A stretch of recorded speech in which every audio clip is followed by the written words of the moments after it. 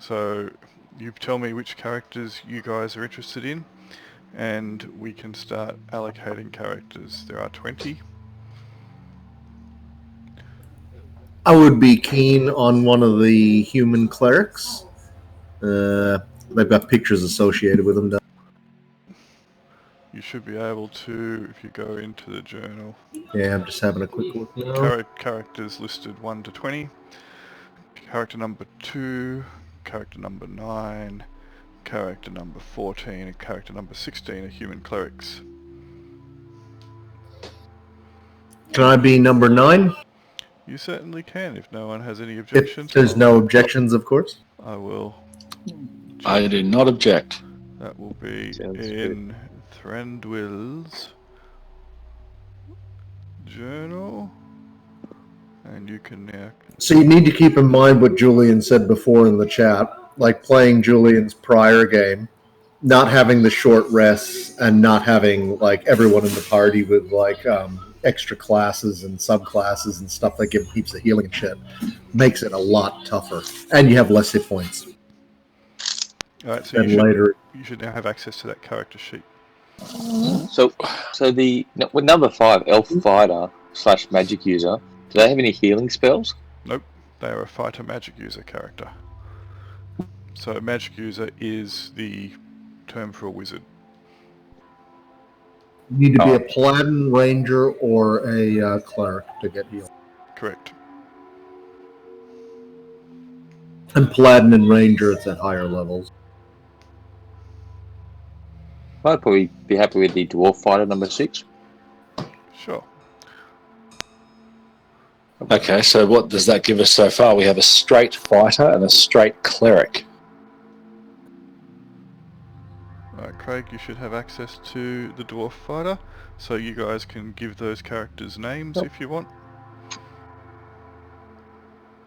So Mitchell, how do we round out this party? We have a fighter, a straight fighter, and a straight cleric. Well, I think we probably want a thief and a magic user as a general rule. Which one do you feel more like playing? I don't really mind.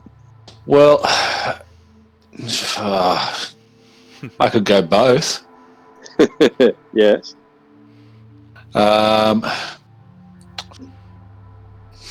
What do you prefer? What do you feel like?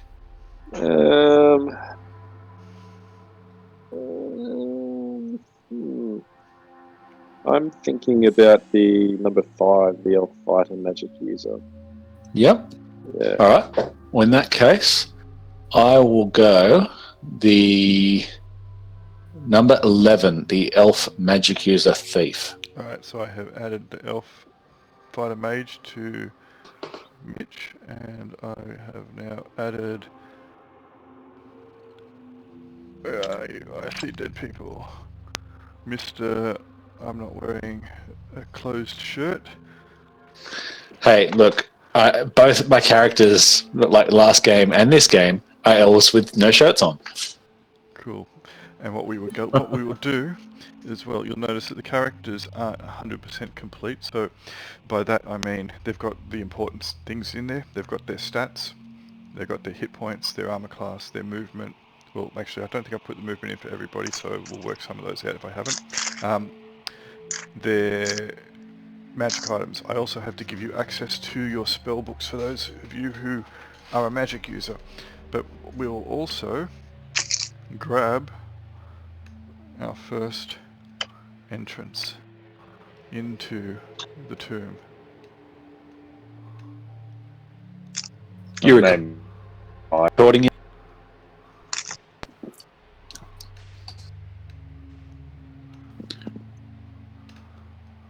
Oh man, this character's pretty good. It's going to be really sad when she dies. Colonel Fingerlicker. Okay. So, let me just check to make sure I've... Sounds like a dwarf name. Yeah, why not? Totally legit. So you guys downloaded the PDFs? Yep. Yes. I'm working on it now. I have it open. I have it open now. Although I'm not familiar with what I should be looking at. That's all right. I will go through some of this with you guys. This will be mostly a session 0, so we'll be able to kind of work out what the go is. All right. So Fantastic. you should have 2 PDFs. One will be the AEC, the Advanced Edition Companion. The other one will be just the core rules. So most of what you guys will probably need will be in the Advanced Edition Compendium. That will be all your spells, your equipment will be in there, etc. For those of you who can cast spells, which is everyone except for Craig, I suggest you will need to look at that now. Brian, being the Cleric, you will prepare spells from the list, which should be familiar to you because you're doing it in the other game. So the spell lists begin on page 83. Now that is just the tabular format. So every day you can prepare spells from those lists that you have access to. Brian, as a Cleric, you should have a look at your character class as well. The character classes are down in the first part of it. So as a Cleric, you begin on page 12, and it will tell you on page 14 your spell progression. So All right, that's cool. if you have a look I'm at just getting into Facebook now because I don't normally access it from my PC. That's all right. So if you have a look at your character, Darian, he has a wisdom of 17, which gives you bonus spells of 221. So you get 2 first level bonus spells, 2 second level bonus spells, and a third level bonus spell. And as an 11th level cleric, you already have 5 first, 4 second, 4 third, 3 fourth, 2 fifth, and 1 sixth. So you have a fair amount of spells. So you'll need to prepare your spells every morning, but you have carte blanche access to what is available in the full spell list. The others who are spell casters are magic users, which means that you have spell books. So we have spell book number 5. So I'll put that in Mitch's. So there you go, you have a spellbook there available now, Mitch. And the reason I put the spellbooks separately is, even though the character sheet has room for spellbooks, when I started filling them out, I was only halfway through when I reached the maximum number of entries I was allowed to put in there. So that was pretty annoying, but you know, this way you can have a pretty little picture as well. And spellbook 11 can go to I See Dead People. Woo! Okay. So oh my God, Seiko, I haven't seen you in so long. So you can see that the spell books will have an area for a description, and also they've got a column for a page, so you can put a page number down if you wish to reference it from there. The spells that you have in there were all randomly determined, with exception of Detect and Read Magic. I gave that to every magic user. So you will need to have a look at how many spells you have available as well, obviously. And as a magic user, your spell progression is on page 16. Magic user spell progression is not affected by your attributes, unlike clerics. So being the Elf Fighter magic user, for example, you're what level? You're a 9th level magic user, giving you 3 first, 3 second, 3 third, 2 fourth, and 1 5th level spell. So you should be able to write down the spells that you have prepared in your character sheet where it has memorized spells, because the number of memorized spells you have is obviously going to be less than what you have in your spell book. You'll also note that your characters, for the most part, do not have any mundane equipment.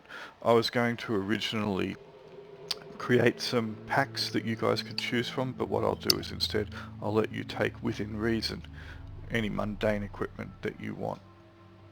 So the mundane equipment you should be able to find will be in the Advanced Edition Compendium, and you should be able to find that on page, where is it? Page 25 and 26 and 27. So you can go through that. You will also be able to choose some additional magic items for your group. So if I go to the bonus magic items, and you should be able to see that. So I will show that to players.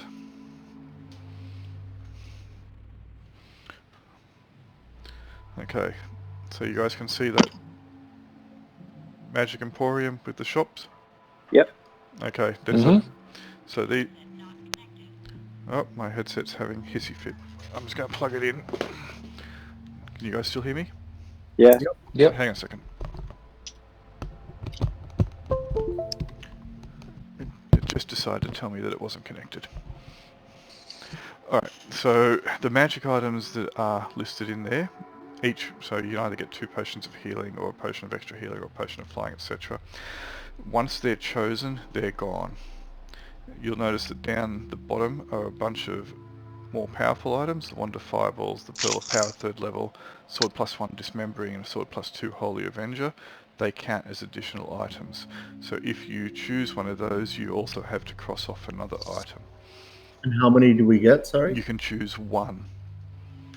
One item. One of those items in addition to the ones you already have. Okay. Sure. And so you can't take things like a Wand of Fireballs then? Or you got to cross off something else if you do? Yeah. Is that what you just said? Sorry? That's Sorry, exactly what I just said. Yeah, I was reading a table, sorry. Also, Wand of Fireballs is only usable by a magic user. Yeah, I just offered it as an example. Yeah, that's fine. Cool. That's right. Thank you. So if someone wanted to take the Wand of Fireballs, they would have to choose to cross off another item. Yeah, no, that's cool. Thank you. Holy Avenger, 5 items, eh? Holy Avenger, I recall being extremely good. Wow. So I'm thinking I probably do want that Wand of Fireballs. That'll be really useful. So what's the total the group can get? What was that, sorry? What was the total number of items the group can get? You each get to choose one item, but one of those rows. So if you choose the 2 potions of healing, that's the you would choose the 2 potions of healing. So you choose one of those, but if you or you choose the scroll, for example, the scroll with the 1 first level spell and the 1 second level spell, that is it. You would get both those 2. The scroll with the 3 first level spells, you get those. You choose one of those rows and we cross it off. It's gone for good. Yep. And you said the one that Holy Avenger counts as 5 items. Yep. None of you are playing a paladin at the moment, so it would be pointless to take it. So the scrolls are any type, depending on what you are? Yes, you can choose the spells. Divine or arcane? Yes, you can choose the spells.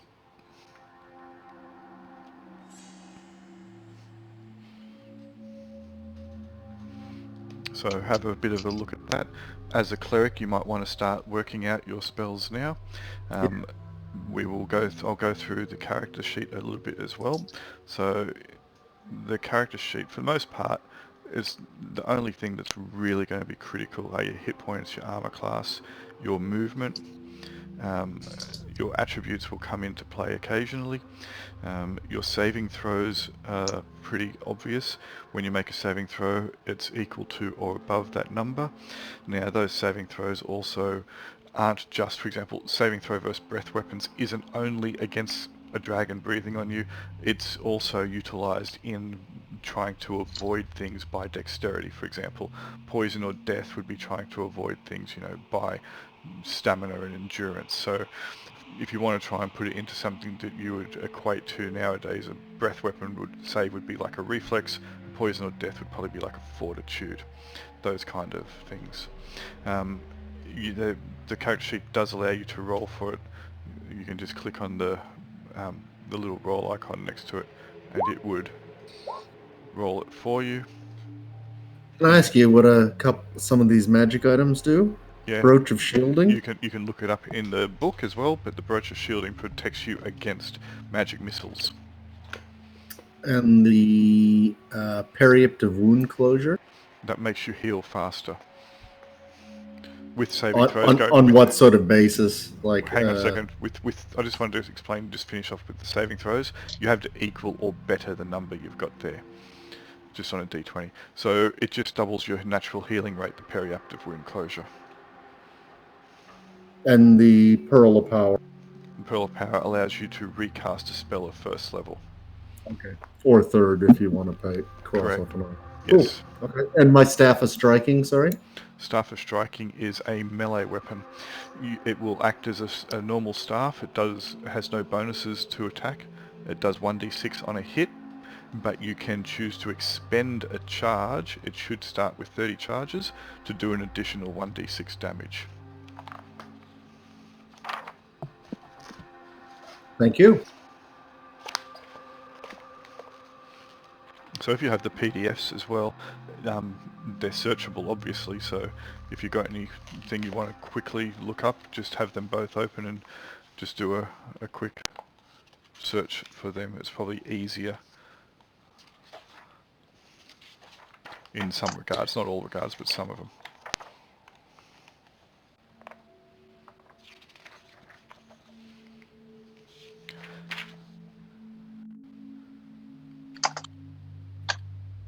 I think the best item there for me is probably the Pearl of Power. So I don't have a mace or anything, even though my picture has it, but that's I can take a mundane one. Only blunt weapons, right, in first ed? Yes. Do you know how hard it was to try and find a picture of a cleric wearing plate mail and carrying a staff? Yeah, sometimes it's hard. Like when I've been looking for ones for characters, you think, oh, this is so common, this will be easy, and it's not. I'll give you a clue. The one that Andy's favourite character 14, the priestess of the god Jiggles, the heavenly hope, was one of the only characters I could find carrying a staff, like weapon, and plate armour. She's definitely wearing a breastplate. Badoom ching. Do anyone else have it? Do any of the others, any of the rest of you have any other questions so far? I'll explain a few other things as we go. So one of the things as well about is that there will be a group of adventurers that have arrived here because the fabled tomb of Aserak, the fabled and mythological level demi-lich, has returned once more to the prime material plane. Only so many people can enter at a time, but you have all been, all of you four will be the first to enter. You will all have been have a charm placed on you so that everyone else can see what you are experiencing, and if one of you die, within a minute someone else will be able to appear in your stead. So there's the mechanic to cheat death, so to speak, Andy, that I was telling you about. And if you do die, your body and all its possessions are removed. It also overcomes the whole verisimilitude and metagame issue. It does. We could see that trap, and now I know not to step there. Exactly. Actually, I'll take the Ring of Protection +1. That's what I'll take. Okay, so no one has any problems with that? Nope. I don't have a problem with that. Alright. Okay, thank you. I'll cross that out then. So a Ring of Protection +1 will give you +1 to your armor class. So armor class actually decreases, it goes down. Most confusing thing ever, Thaco. It's only confusing. It's actually the opposite of what it's called. It's only confusing if you are unable to do Year 2 maths. It's just not as intuitive as it could be. It's pretty straightforward, but that's okay. The good thing is you don't need to worry about knowing your Thaco, because you've got, if you have a look at the character sheet, about halfway down, It does it for you. It does it for you. You just have to work out the number, and then it tells you what armor class you hit. Couldn't be easier. The Ring of Protection +1 though, Brian, it reduces your armor class by 1, but also gives you +1 on all your saving throws. Yeah, I figured that'd be good being the primary here. Yep, fair call. Well, the only healer. Which is why I'm slanting my spells towards that situation. Okay. Any other magic items you want to take? You don't have to take one if you don't want to. For example, you might think, I've got enough, and when I die, I'll come back as that paladin. I need to make sure there's plenty of items so I can get that Holy Avenger. Don't do that. Shit.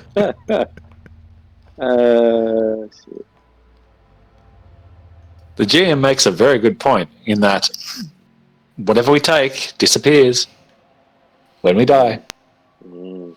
But our dead bodies will have shit on them, right? No, I said that when the body and all its possessions disappear. Oh, that's a bit harsh. How long until the body disappears? The body will disappear pretty much straight away. But, you know what? I'm going to leave a simulacrum behind if you want to cast Raise Dead on it. Right. Excellent. You're not going to profit from character death. God damn it. you know these players too well. Could you imagine, like, all you do is you rush forward with the first 16 characters, and then the last 4 characters have all the items, and they go, you know what? We're loaded. We don't want to do this too. We'll go sell these items. We're out of here. They're Yeah. like kings. Yep, we're done.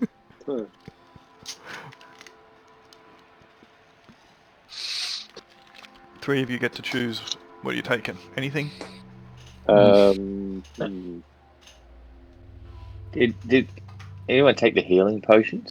No one has taken it. The only item that so far has been requisitioned is the Ring of Protection +1. What's the potion of extra healing? It does extra healing.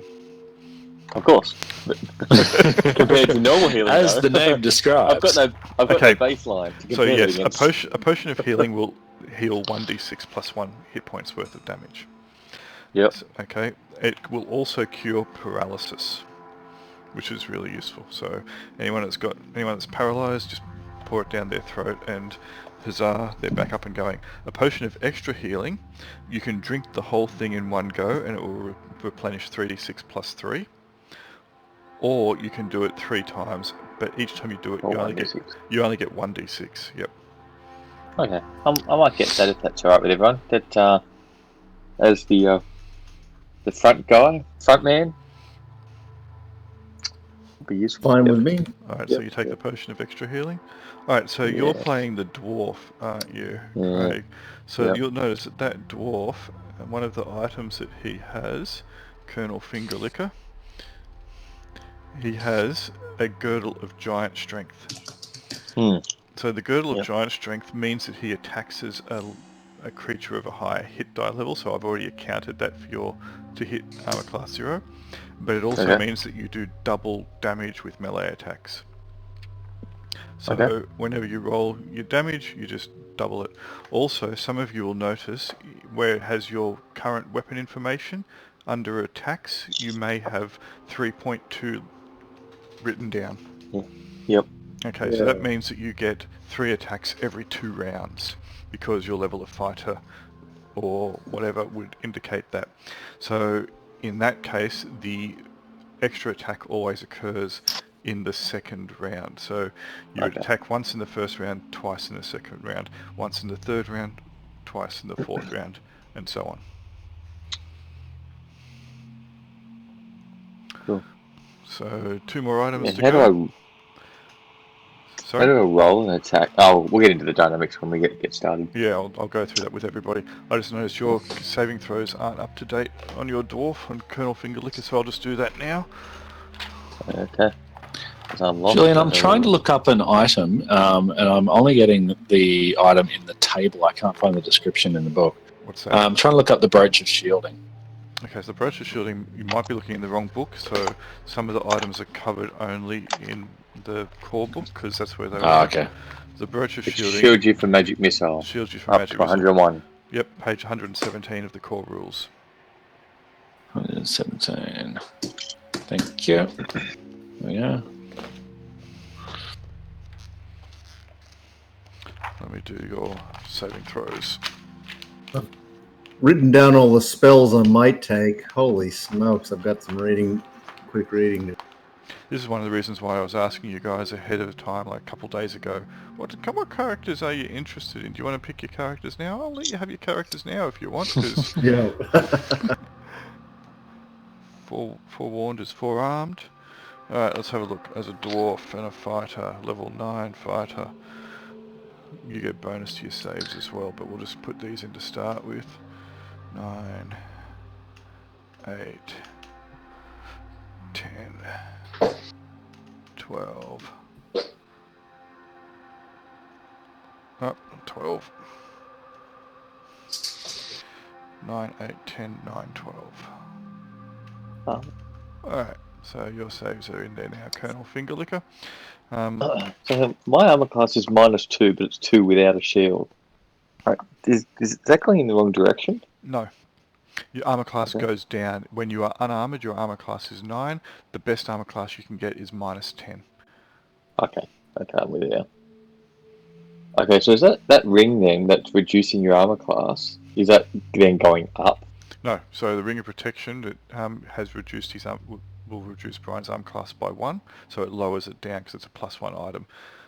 That is the bit which is a little bit confusing. Plus equates to a minus. Damn it, I've already gone for that then. Oh well. That's right. You haven't given yourself a name, number 11, or are you just going to be number 11? Haven't decided yet. You name it, you get attached. Never name your food.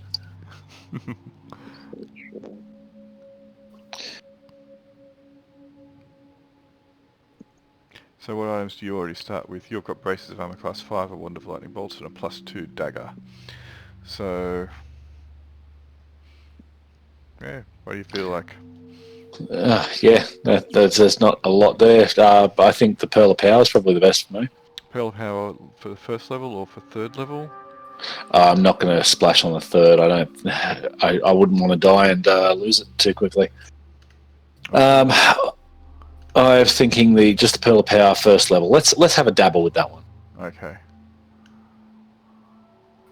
Unless, of course, Mitchell, were you eyeing that one off? I'm still thinking the Wand of Fireballs, because I'm taking utility spells, so I think that could be useful. Fair enough, because I have a Wand of Lightning Bolts already, so cool. Pearl of Power for me, Wand of Fireballs for you, sounds good. Alright, so what have I got to do, Julian? We've got to pick another item to cross off. I will cross it off if you just tell me which one that you want to have. You want the Wand of Okay. Fireballs? You tell me which one Yes. that you want to take off. Yeah. So there are some items there which are obviously going to probably be a little bit more useless than others.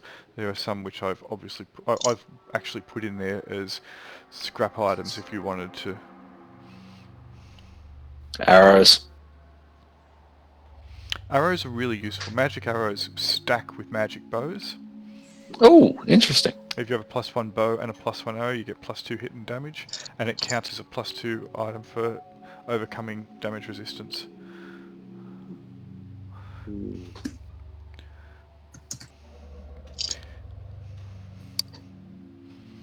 So if you want to know what the scrap items were, it was the Sword of Dismembering, the Holy Avenger. Sure.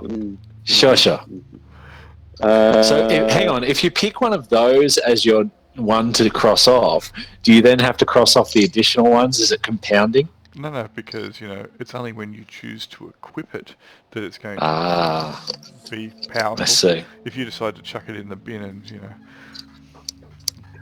I'm not sure what are the scrap items, but did everyone start with at least sort of like +1 weapons and armor? Yeah. So what you guys have as well? Yep. So for example, if we picked like the +1 sword or +1 shield, that doesn't sound that awesome compared to what the characters have anyway. The +1 sword is seems to be inferior to what we're starting with. Yeah, so maybe that's an okay one. Just so you know, not all the characters are on equal footing. So there is disparity for some characters. There are some characters Right. that are higher level than what you have chosen, some that are lower level, some that have good magic items to begin with, some who have average items. Okay. Do you guys have any idea of a good item to scratch then? If you want, I can give you a DM tip to start with. Okay. If you would like, I would scrap Yeah. the Brooch of Shielding. Okay. You guys okay with that? Since Brooch of Sounds Shielding, good. Since Brooch of Shielding shields you against one specific spell. What's that, like magic missile? Magic missile. Magic missile. Yeah, okay. Haha, my plan works. The Demi-Lich who has specialised in magic missile. Of course, of course. And all the traps, the magic missile traps. There's a spell, Dispel Evil, Julian, Yes. and it says all undead or other enchanted creatures. Yes. Can you give me an example of an other enchanted creature, just so I know what it means? Probably a demon. So anything that's supernatural, basically, or something like that. Quite likely. Yep, okay. Yes, I think probably that Brooch of Shielding. Julian, just like you said. Yep. I've crossed it off, haven't I?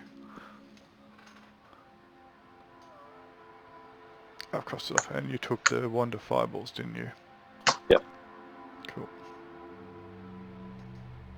So the Wand of Fireballs, being a wand, will start with 20 charges. Okay.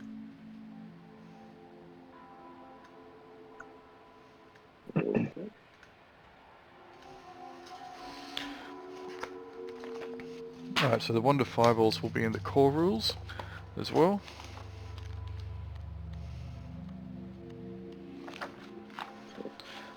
And it will...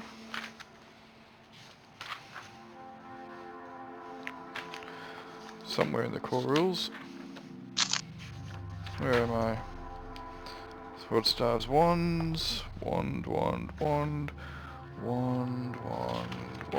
of fireballs. Alright, you can use it to discharge a fireball as the spell. It will deal 66 hit points of damage unless the victims succeed in a saving throw versus wands.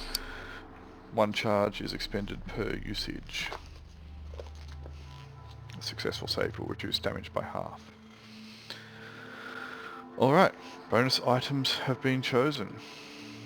Do we have a thief or a monk in the party? I'm half a thief. Yes, Andy's playing a magic user thief. And can the thief detect magical traps? Yes, anyone can attempt to detect a mundane trap. Only thieves can detect magical traps. Okay. And obviously the thief's ability to detect any kind of trap is significantly higher than you Luddites. Also have a look at your racial bonuses if you are non-human. Specifically yours, Craig, being a dwarf. So they are in the Advanced Edition Compendium.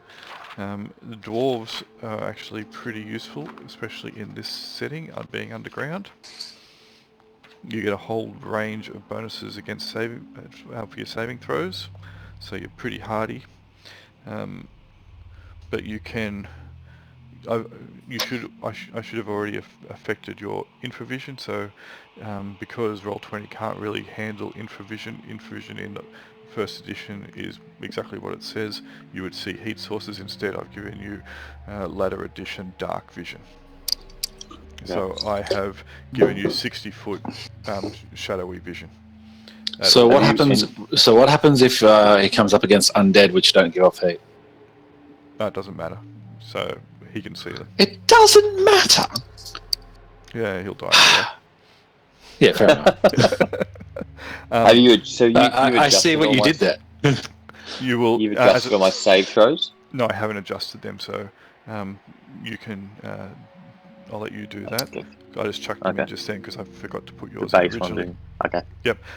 You as a dwarf also have a bonus to save or detect traps and stuff underground in stuff, so that's really useful in this situation. So you will be almost like a pseudo thief in some regards. And the elves, you get your pointed ears and fancy clothes. And just generally awesomeness. As an elf, Yes. Exactly. No, that's it. that is it. Yep. Just As an elf, generally awesome. with your That's it. As an elf, the as an elf attribute. Exactly. Just it's a single stat. The stat that overcomes all stats. Yep, that's right. So let me just do a thing or two here. So I'm still getting my head around this new character sheet. Yep. We'll go How through many that character spells? sheet. Yeah, okay, cool. Yep. So alright, I'll open your character sheet as we go through it. So you can see Farmer. Righto. Yeah, that's why he wears his silk shirt that he leaves completely unbuttoned. He's trying to go super fancy. Yep. All right, so to go through the character sheet, we'll start up the top, character information. I'll pull it up here actually. I can't see it there, so you know what I'm going to do.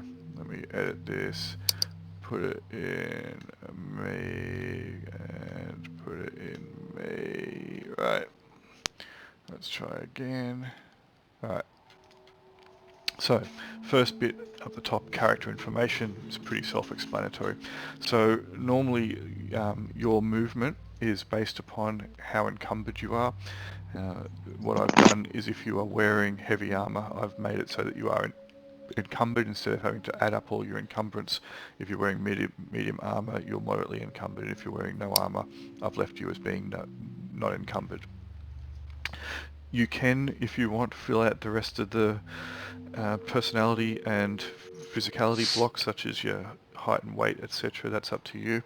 You can give yourself an alignment. In fact, I wish you would give yourself an alignment, one of the 9 core ones, due to the fact that there are spells and effects that key off your alignment, specifically whether you are good, evil, lawful, chaotic, etc.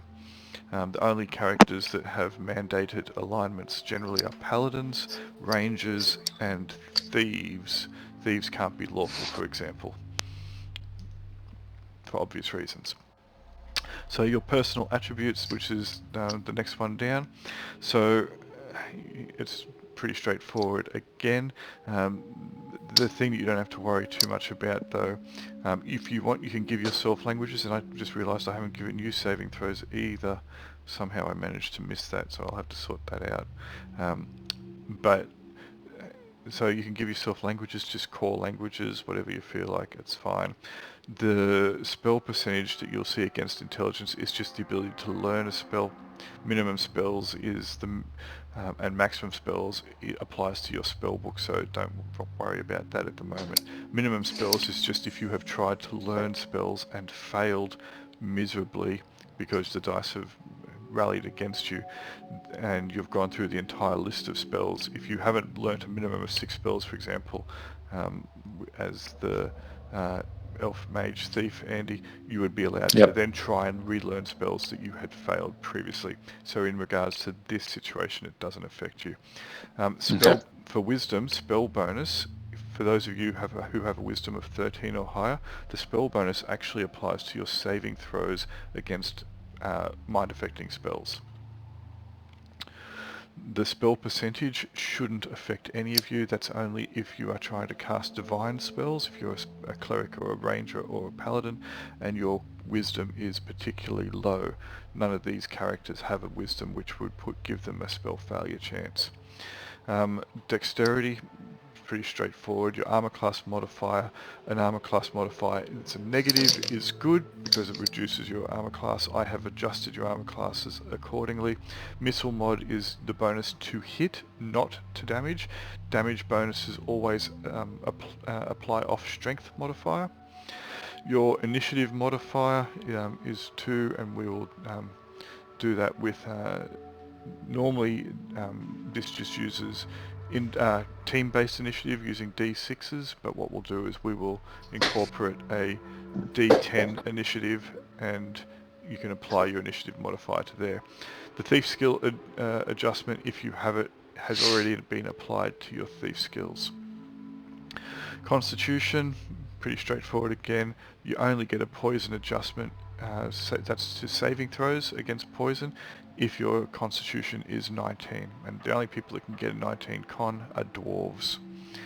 Your hit point bonus has already been applied. Now, hit dice for characters generally caps at 9.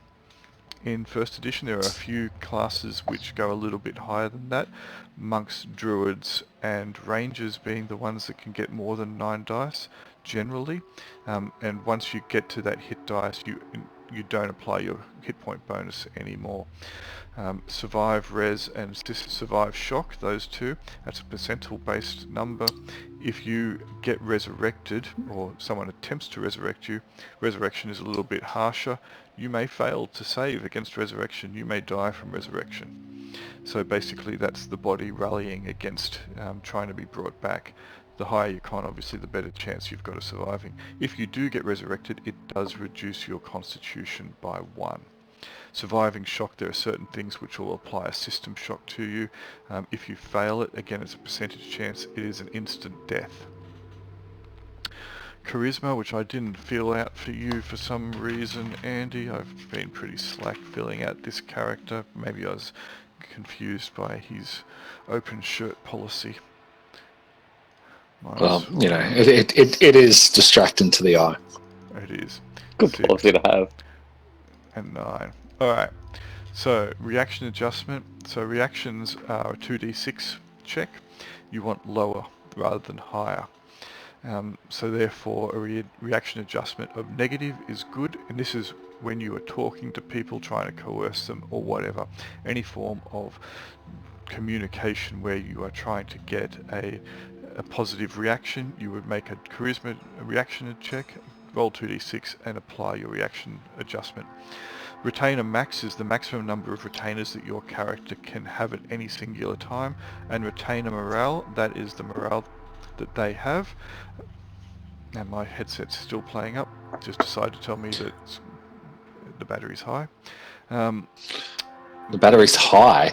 Absolutely, it's been having a toke all day. So retainer morale, characters don't have a morale. You as PCs can choose your actions unless you are affected by something which alters your mind and takes that choice away from you. All other times you can choose whether to run or not. Retainers, however, do not. So we're not going to have any retainers in this though, are we? You can if you want. Retainers would have to make a morale check when faced with anything which is dangerous, scary, or otherwise untoward, which I determined requires them to as constantly.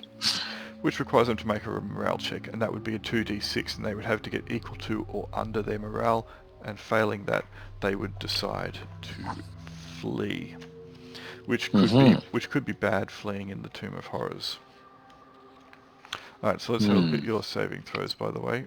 Actually, I'll just keep going down before I do that. Saving throws, as I said, they are numbers which you have to get equal to or above.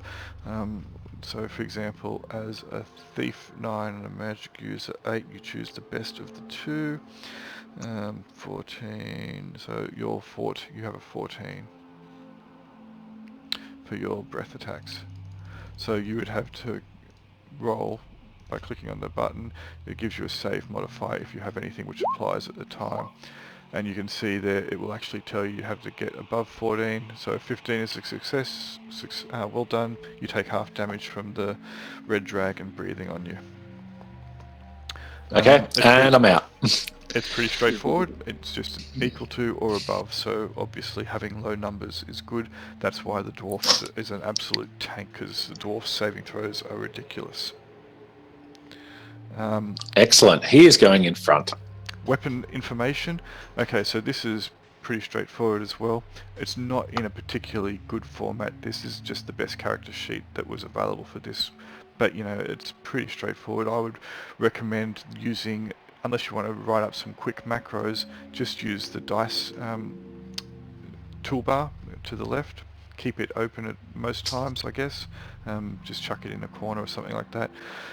A plus to the weapon is plus to hit and to damage. The damage that I have listed there is just the base damage. The magic bonus is separate. Don't worry about reach or encumbrance. Unless you have a long weapon such as a pike or something like that, its reach is just going to be whatever is adjacent to you. If you have a bow and you're interested in what the ranges for those, or when I say bow, any kind of ranged attack, and you're interested what the ranges are, if you have a look at the core rulebook on page 54, it will list them there. So for example, a longbow has a short range up to 70 feet. If you're within 70 feet, you get +1 to hit. Short range is always +1 to hit, medium range is +0 to hit, and long range -1 to hit. So a longbow, for example, short range is up to 70, medium range is up to 140, and long range is up to 210. Daggers are 10, 20, and 30. So if you throw your dagger at someone who's 40 feet away, it will automatically miss. If they're at 25 feet away, you've got -1 to hit. So that's pretty straightforward. Feel free to fill out the weapons, any other additional weapons that you choose to equip yourself with from the mundane equipment list. To hit armor class, again, this is straightforward. Now, what I would recommend doing is rolling the dice, adding any bonuses. Don't worry about trying to determine how the THAC0 mechanic works.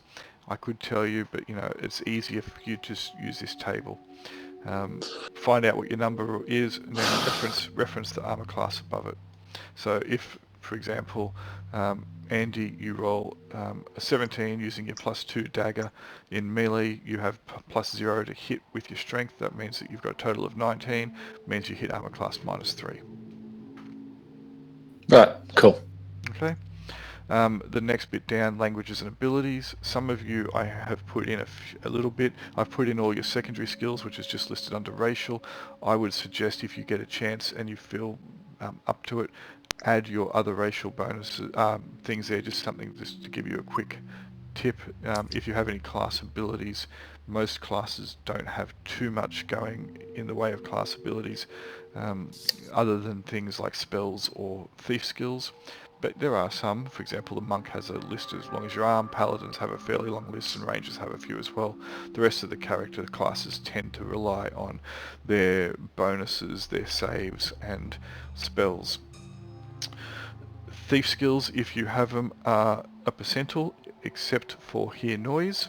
Hear noise is a d6, and you need to roll that number or lower on either percentage or on the d6 for it to work. Pretty straightforward. If you are trying to find traps or do something like that, or I will roll for you. Find traps is actually find and remove traps, and if you are trying to make a passage safe, it is a twofold process. First of all, you have to find the trap, and then you have to disarm the trap. And using the same bonus? Using the same skill, yes. Yeah, okay. Okay. So it's a double roll. It is. But you might determine that sometimes if you fail to disarm it, you set it off. So finding the trap, you may determine, hey, you know what, this is something that we don't want to try and faff around with. Or you may determine that instead of trying to disarm it, you'll just trigger it remotely. So right. You don't necessarily don't roll two straight away. Just I will roll them anyway. The finding of the traps, but disarming the traps, I'll let you roll. The rest of them, I'll get you to roll appropriately. There is no read languages skill, so don't worry about that, because this character sheet actually applies for multiple game systems which use very similar mechanic. Labyrinth Lord, Basic, Expert, BECME, First Edition can all utilize this character sheet. And I've just hit my back button, which is really annoying. Stupid having a back button on my mouse. I'll have to relaunch the game. Oh no, it didn't kick me out. All right. Let me pull up your character again. All right. The equipment, just put in there anything you want. You can just click the add button to add another row, and away you go. As I said, feel free to grab anything from the mundane equipment list and go from there. If you're memorizing spells, please add them to your character sheet. So don't memorize them in the spellbook, memorize them in the character sheet. What? How many are we allowed to memorize? Where's that? So that will be in the Advanced Edition Compendium. It's going to be based Yep. upon your class and your level. As a magic user, your spell progression is going to be on page 16. So what level's magic user are you? 8th. So as an 8th level, you get 3 first, 3 second, 2 third, and 2 fourth. Now, Nice. you cannot learn a lower level spell at a higher level slot. That's not a mechanic. And I'm going to play this at pretty much old school, so that's how it is. The level are the level. You don't cast spells at higher levels either. You cast them just at the level they are. You don't get bonus spells for attributes unless you are a Cleric, as mentioned previously, so that has already been accounted for. When I say it's been accounted for, their attribute for Wisdom should list their bonus spells. That should be pretty much the character sheet rundown. Any questions about that? I'll fill in your saving throws as we go. Andy? Yep, sounds good.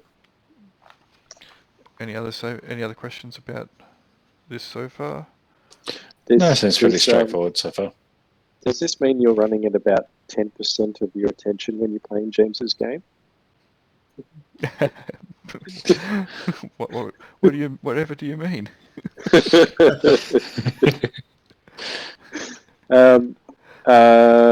Julian, would you mind opening up my character sheet and just having a bit of a look at what I've put down? Just Yep, I'll do that. Do a bit of a quick audit.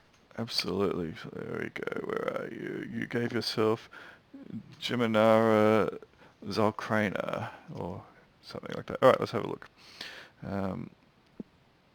Your saving throws are in there. You've still only got the one weapon at the moment in your weapon list. You've gone and put in weights. Oh my god, that's awesome. I should give you a bonus match right for that. But I'm so not going to. I can pick any any mundane weapons as well, can I? Yes, anything from there. Okay. So you've memorized 3 first level, 3 second, 3 third, 2 fourth, and a 5th. All right, cool. Absolutely, that's fine. Looks all good so far. Yeah, it looks fine. Cool. All right. Feel free to grab any mundane items you want. As an elf, you can't use anything that's particularly large, elves being small and slight. So you wouldn't be able to utilize, for example, a giant poleaxe, etc. Okay. Alright, I'll ditch the... So... Yeah, okay.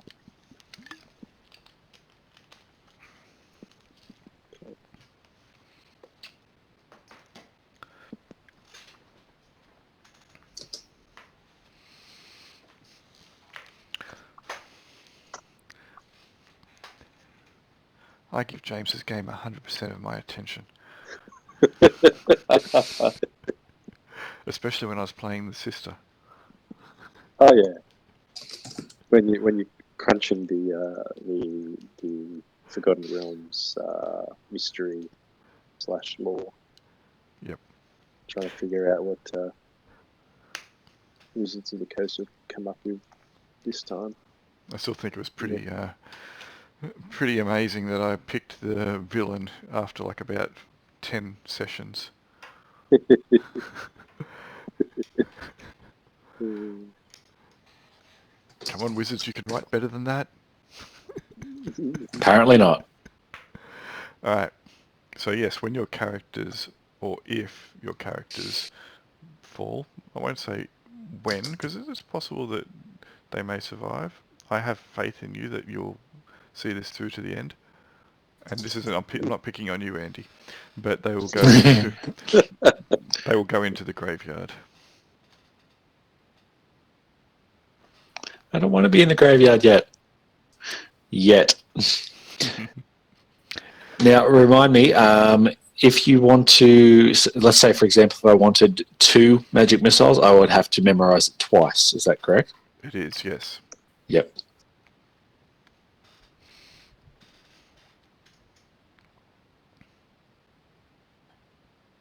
I'm going to move your characters that you have chosen as well to the top of the character section. What vision do elves have? Infravision, so I've just given them Yeah, already that 60-foot shadowy vision. Cool. You can't have multiple vision types for tokens in Roll20 either, so it makes it a little bit awkward. Alright, so there we go. 4 characters to the top.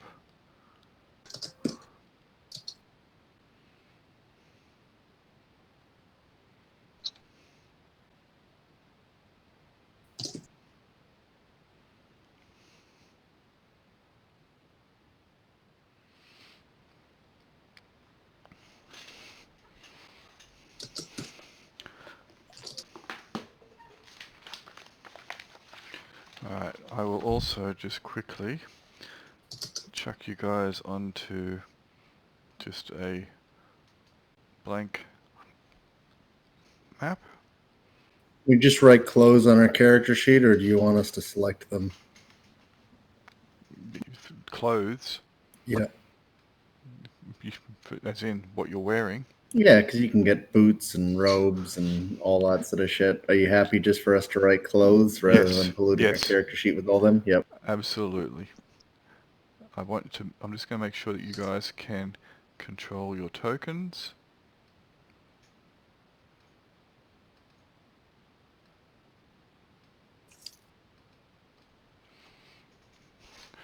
And the hit points for Colonel Fingerlicker, hit point bar should now be visible. Mitchell, how did you put weights in? Is there a column that you can add, or do you just put it as part of the text? I just put it in the quantity column. Cool. Yeah. Alright, can I just ask that you guys can try and move your token, please? Okay.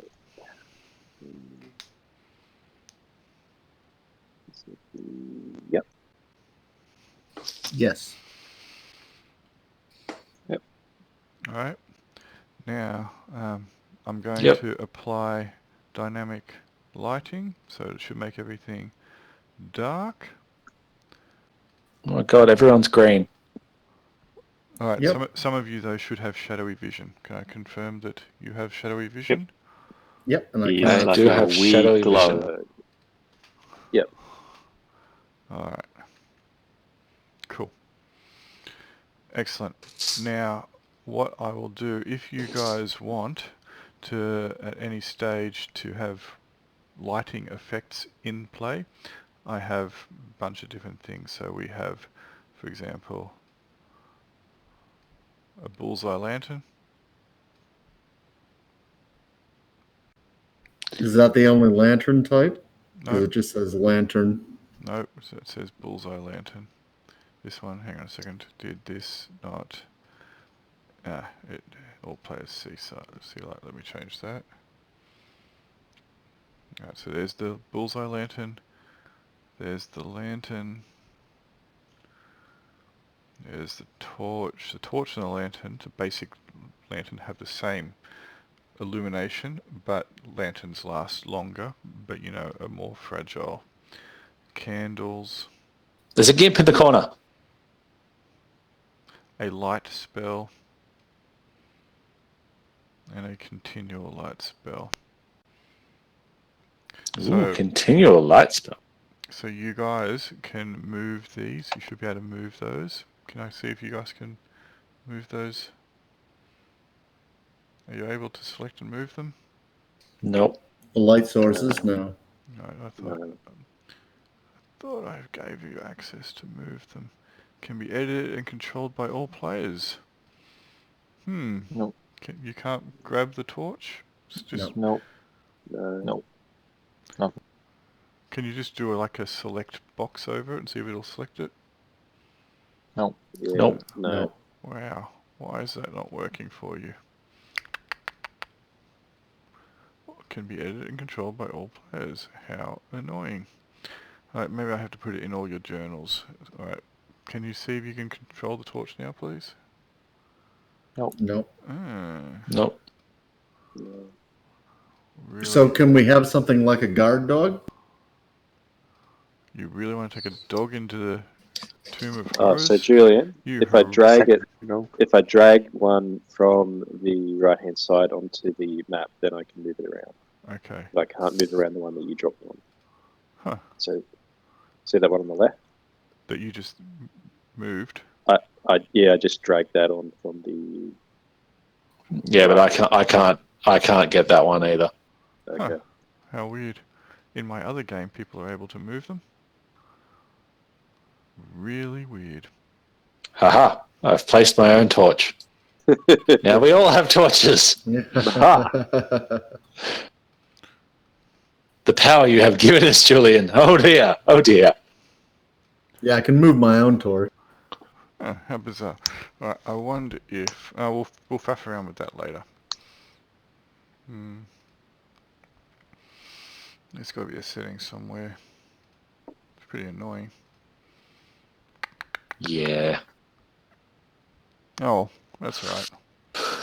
I can always, what I can always do is if I go in here and controlled by, you should be able to move the continual light spell now, which is this one here. Yes. Yeah, because I went in and I manually edited it after I did that. So that's how I will do it from now on. I will remove the ability for you guys to add your own torches. Haha. Who's this dude? Let's fight. Okay, well he's just a retainer figure.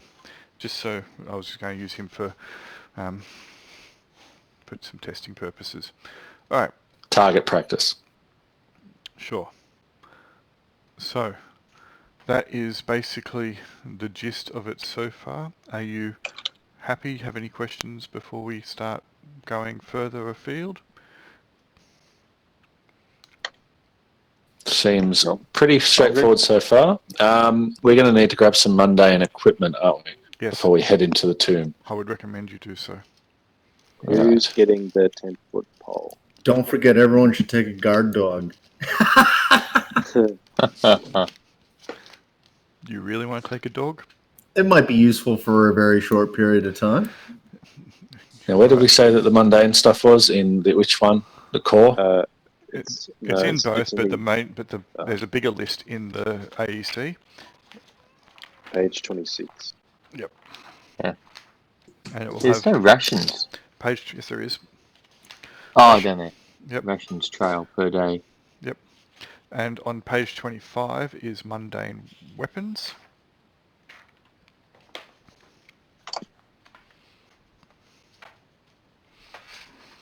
So I need to look up a token for a guard dog, do I now, Brian? I was just asking. It could be useful as a no. guard while we're sleeping. Yeah, the guard dog image is all chained up, so... I'll just take some feed along. Dog. We'll be right. Dog, dog, dog.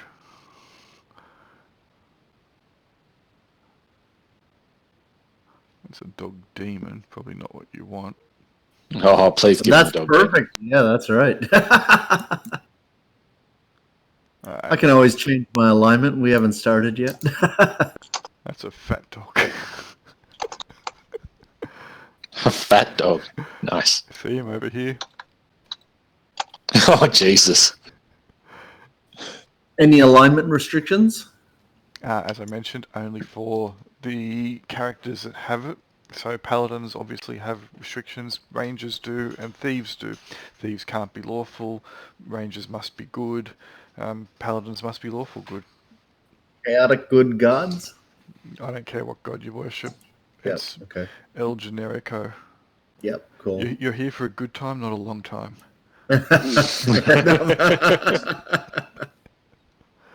Is that El Generico's philosophy, is it? Absolutely.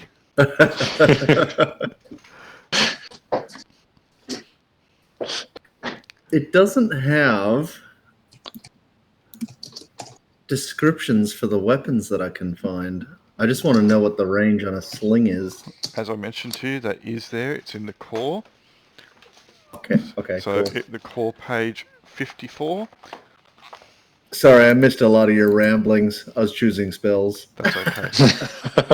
That's okay. That's fine. Absolutely fine. And you die. Absolutely. Yeah, that's right. This is, you haven't even taken one step yet. Dead. 19 characters approach the tomb. That's right. We'll have to keep a running tally as well if you do start to suffer deaths. Who has the most? Absolutely.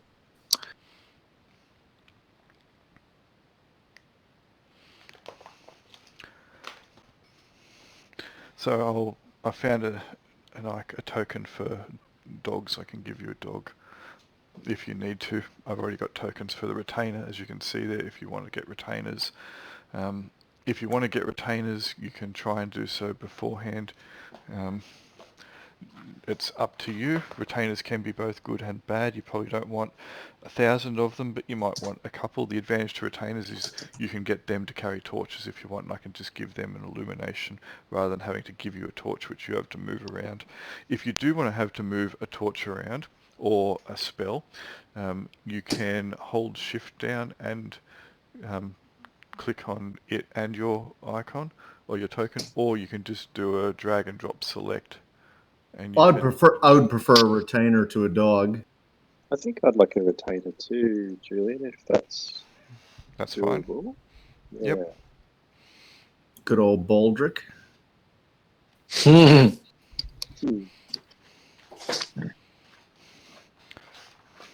All right. So I would like a buxom wench to go with this. That's my retainer. Now that's thinking as a retainer. You've That's right. What am I going to need while I'm in there? You've already got one, the Elven Fighter Mage. True. It is. It's pretty good. I don't know how buxom and when she is though. She's pretty svelte.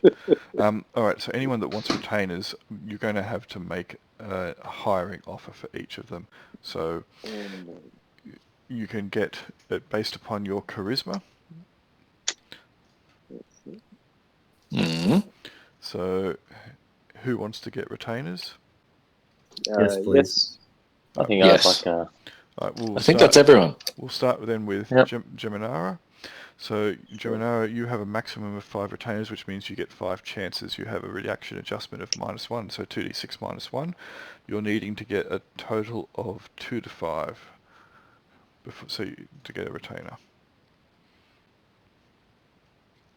Okay.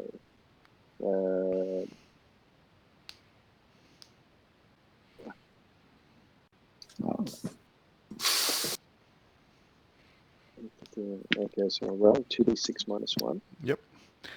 Okay. It can be quicker just to use the toolbar as well rather than typing it, unless you are particularly quick at the typing. But Okay. Alright, there you go. You are successful. Do you want to only have the one retainer, or do you want more than one? You have 4 more shots. Okay. What's the downside in having more? I'm guessing I have to pay them. Oh, well, we don't have to worry about that because they'll probably Rations. die. There are Probably rations. die. They can carry their own rations, but are they going to slow the game down much? well, you will have to move them around the map. They can get in the way, or they can set off traps, etc. If you want my advice, you probably want to have one retainer per group of you, but you want the people with the highest charisma to get the retainers. Why is that? Because their retainer is against them, and they have a morale check if they are scared or facing danger or think that this is all too crazy because, demi-liches shouldn't be running around trying to eat people's souls. They have to make a morale check. If your charisma is low, the morale is going to be low, and they might just, turn and bolt, and you don't want someone randomly running down a corridor. Okay. So my charisma is okay. It's pretty good. What about you guys? Mine is moderate. It's not terrible, but I'm it's not fantastic. I'm quite okay in this situation for you to just say numbers. Mine's 14. 13. What is it? 7 for retainer. Okay, so not great. Not me. Shit. He's a short, grumpy dwarf. I'll roll for a retainer. I'll go with that. Would you say yours was right? He's got charisma 13, I think. 13. Okay, yeah. Sorry. Yep. And Andy, Sorry, what's your charisma, mate? 16. Oh, you should definitely get a retainer or a bunch of retainers on that. Get one for you and Craig. I think that's what Julian is suggesting. Yeah, you Yep. probably want Yeah. a minimum of one per person who's going in, because they can carry a torch for you or a lantern. They can do other things. You can send them blithely down the corridor to set off traps. But I thought that's what the dogs were for. once you enter, you can't go back and get more retainers. But so having a couple extra. But the person who's got the highest charisma, if for example Andy got all 4 retainers for the group, his charisma being higher means that they all have a higher morale. Mm. But it's up to you. So guys would that whether you be the better mechanic in like I take the retainers and It would be Yep. because Come to follow us. their morale with you is 9. The morale they have with Mitch and Brian is 8, and the morale they have with Craig is irrelevant. right? Okay, cool. Well, I will attempt to get all 4 retainers. So you want to get a 5 or less as well. You also have a reaction adjustment of -1. So, 2d6 So I'm minus rolling 1. 2d6 minus 1. 2 and d6. Why is my computer running so slow? You're downloading And- porn? Yeah, always. Well, there you go. Yeah, but what's different? Because he's uploading as well. Alright, so you've failed the first attempt. You have 5 more Oh, attempts. bugger. I have 5 more attempts. Okay, so let's go again. Seems like Mitch would be better at these sort of roles. Okay, you have 1. Because you have to roll low. Yeah. I know. I this is going to work out well, I think. Yep, you've got, This is your game. you've got 2. So that's You've well, I've got three more attempts or 2 more attempts. 3 more attempts. Okay, you've failed that one. So you got 2 more attempts. 2 to go. So you've got, there you go, you've got 3 so far, and you have 1 more to go. Alright, so you managed to get 3. So 3 and retainers. You've got 3, and Mitch got 1. So you can just go with that if you want. Or, I mean, you can get more retainers if you want. It just means that you will have to control more tokens, which can get crowded in certain circumstances. You will have to give them some bare equipment. I will just say they've got some food. It's up to that. We'll just leave it at that. Do you want to try and get yourself a retainer as well on top of the 4 that the group now already has, Brian? No, but I will take my dog. How much does a dog cost? How much does a dog taste? How expensive is a dog? I can how many can we food take? if we need it. You can, as I said, you can have just free gear like that, so you can include them. The dog. I wonder if there's a better dog in here. How many dogs? We're taking 100 feet and 5 dogs each. Yeah. Because if we took 100 dogs, we could just throw kibble down hallways and get the dogs to run ahead and just bring traps for us. Yeah. So that's not happening. It just so happens that a Sarah Rack has got an anti-dog ward on the entrance to his toilet. Ah, damn it. He knew my well thought out plan. Yeah, it's like the ultrasonic whistle. Yep. And only Julian, one dog can enter. For the retainers, Yep. can we say they have equipment that's in that backpack, that standard backpack?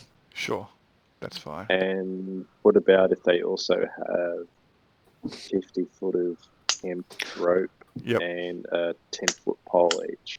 sure. I love that. Let's go with the same for mine. Alright, so we'll do that. Just standard Copy fit out. paste. So 50-foot hemp rope and 10-foot pole. What And they- a grappling Don't think hook. is it worth giving them a weapon? I'm not. they're going to be Sure. pretty. If they're carrying that backpack, that's going to be weighing them down considerably. These are common folk, and you're getting them to carry all that stuff. I'm guessing that they would probably be pretty useless in combat. They Is are that going right? to be 0 level mooks. Yeah. Okay. So, all right. Yep. So not worth it then. No.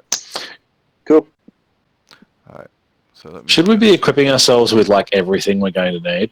You should definitely have everything in that.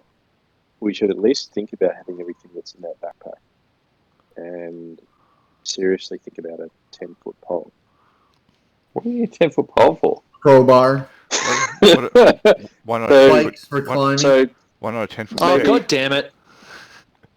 I So- literally just went through and I've pretty much put everything that's in that backpack and I haven't read that yet. yeah. So I think Julian can probably explain it better, Craig. But there's actually a blog called 10-foot pole, and it's basically a old school gaming thing where if you would like to live, then you have a 10-foot pole. Yeah, but where are you storing this 10-foot pole? Like, Well, you have to think carry it. logically That's about it. the thing. That's Yeah. the thing. You have to carry it. It's not It's in it's your not in your heads. pocket. Yeah, that's why. So therefore, you're not carrying a sword, you're not carrying a shield, you're carrying a goddamn 10-foot pole, which Yep. is most likely going to get you killed. Well, I'm just saying. I'll put my Well, not pole Mitch, down because now, he's and got I'll retainers to get out carry my it for sword. him. Best of both worlds. Whilst the retainers still, are alive. This backpack, what are you talking about? The backpack's already got stuff in it? The one on the right-hand panel. Under starting kit, backpack number starting 1. kit. I was originally going to create some backpacks and let you choose which backpack you wanted to have, but I ran out of time to do that, so it is what it is. So since we get unlimited mundane gear, you should kit all your retainers out with decent armor, Mitch. They're not Like they having might armor. not be No, They're not wearing armor. They don't know how to wear armor. not even like hide or something. They Something don't. just to give them a little bit of extra AC. Nope. In case they stupidly wander into a beholder. Nope. They're totally going to wander into a beholder. So I haven't actually had retainers before. Guessing we haven't missed anything blindingly obvious about having retainers, Julian. No, except for the fact that I have to give you guys access to move them. Okay. So what I will do is I will... Do you each want to control one, or do you want me just to let you as a group control them? If I let you as a group control them, then actually what I'll do as well is I will put there... Yeah, I've got a large sack. but a small pole. He doesn't have a 10-foot pole. Yeah. Alright, so what I will do is I'll let you guys control them all if you want. Is that going to be easier? Works for me. Probably, yeah. Alright, so I'm just creating tokens for them now, and I have put their morale in there. This way it stops Andy having to control 3 of them. That works for me. Alright, and you want a dog, you moron. I was thinking a hawk. Here, doggy, doggy, doggy, doggy. So apparently the DM recommends a dog. I don't recommend a dog. Taking a dog underground. It'll love it. Well, we'll need a Guard building or dog, something, obviously. won't we, for all of the great treasure that we find. Yeah, guard dog, of course. Where did we find? A French poodle. Never mind, found them. Let me look up what the stats on a dog are. Dogs have morale as well. I can always bless it. Do I have an attack? These aren't, what I'd be worried about attacking. Maybe if you were going up against, They're not war dogs. if you're going up against goblins, an attack might be worthwhile. Alright. Dog, dog, dog, dog, dog, dog, dog, dog, I'll dog. take one round of attack, I'll pass. 1 round, you say? Okay, one of the 4 attacks of the dragon.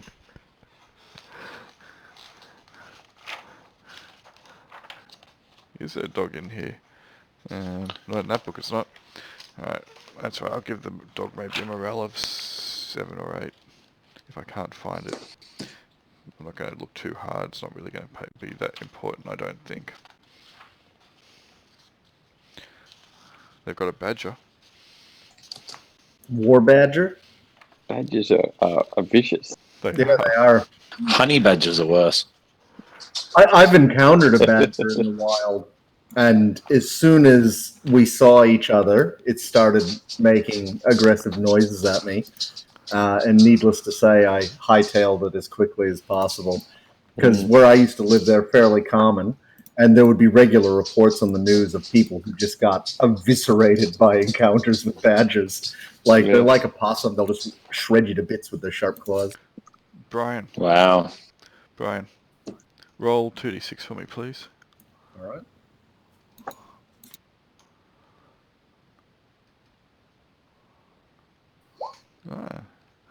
Alright. Can each of you also roll 1d6 for me, please? Yes, I did close that window. Don't do that.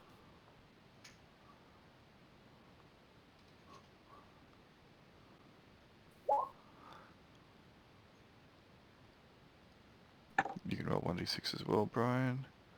Thank you. Oh, yep, sorry. That's okay. These are the hit points for your retainers in case it's important. Haha, 2. He won't be lasting long. Dead already. Yeah. You get a splinter and die.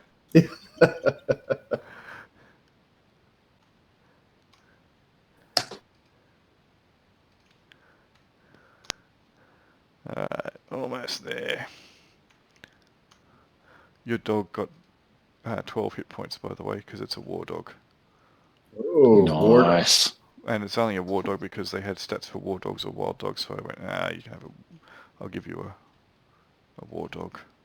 Nice. I'm not going to involve him in combat anyhow unless we're all about to die. He's mainly for camp patrol.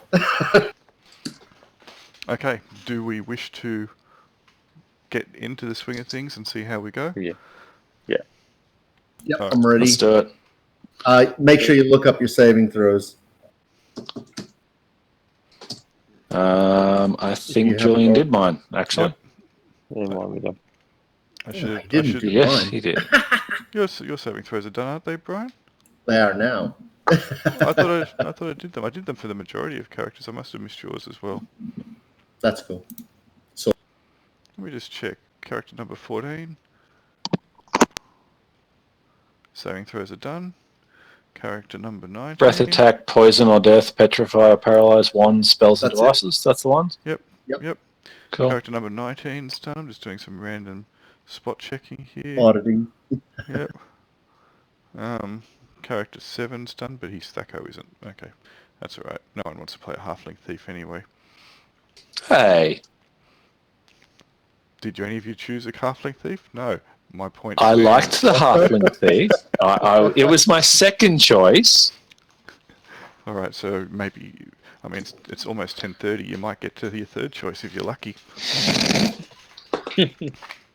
No more questions? You guys have chosen your spells. You got your mundane equipment.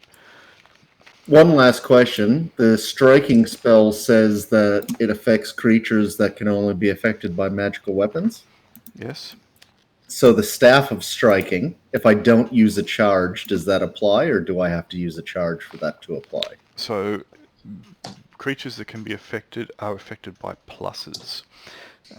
Some very rarely will say it requires a magic attack, but most of them will say it can only be hit by +1 or higher, +2 or higher, +3 or higher. Well, the striking spell says can hit Staff of creatures. Striking is not a striking spell. Yeah, okay. But if I use the charge, then it is. It will no. It's the Staff of Striking is just a Staff of Striking. It just is a stick that does more damage. It doesn't have any pluses. It does not. Neither does using the striking spell, though. And the striking All spell it is a does is spell. give you an extra 1d6. The striking spell is a spell, not a Staff of Striking. Okay, that's fine. That's all I needed to know. I'm good, I think. Cool. The Staff of Striking is basically what you're going to use to stomp on mooks, not to try and fight evil from Yep. beyond the grave. If It's you're still relying my on- best weapon, so I may use it for both. Your best weapon is to hide behind the magic users, but also to use turn undead and other stuff like that. Oh yeah, that will be, of course, be my first line of defense. Stand back and cast buffs and shit. I'm pretty well kitted out. I'm got a bit of healing. We'll see how it goes. And I've got a lot of other stuff that can help us as well. Cool. All right. So let me just quickly show you this.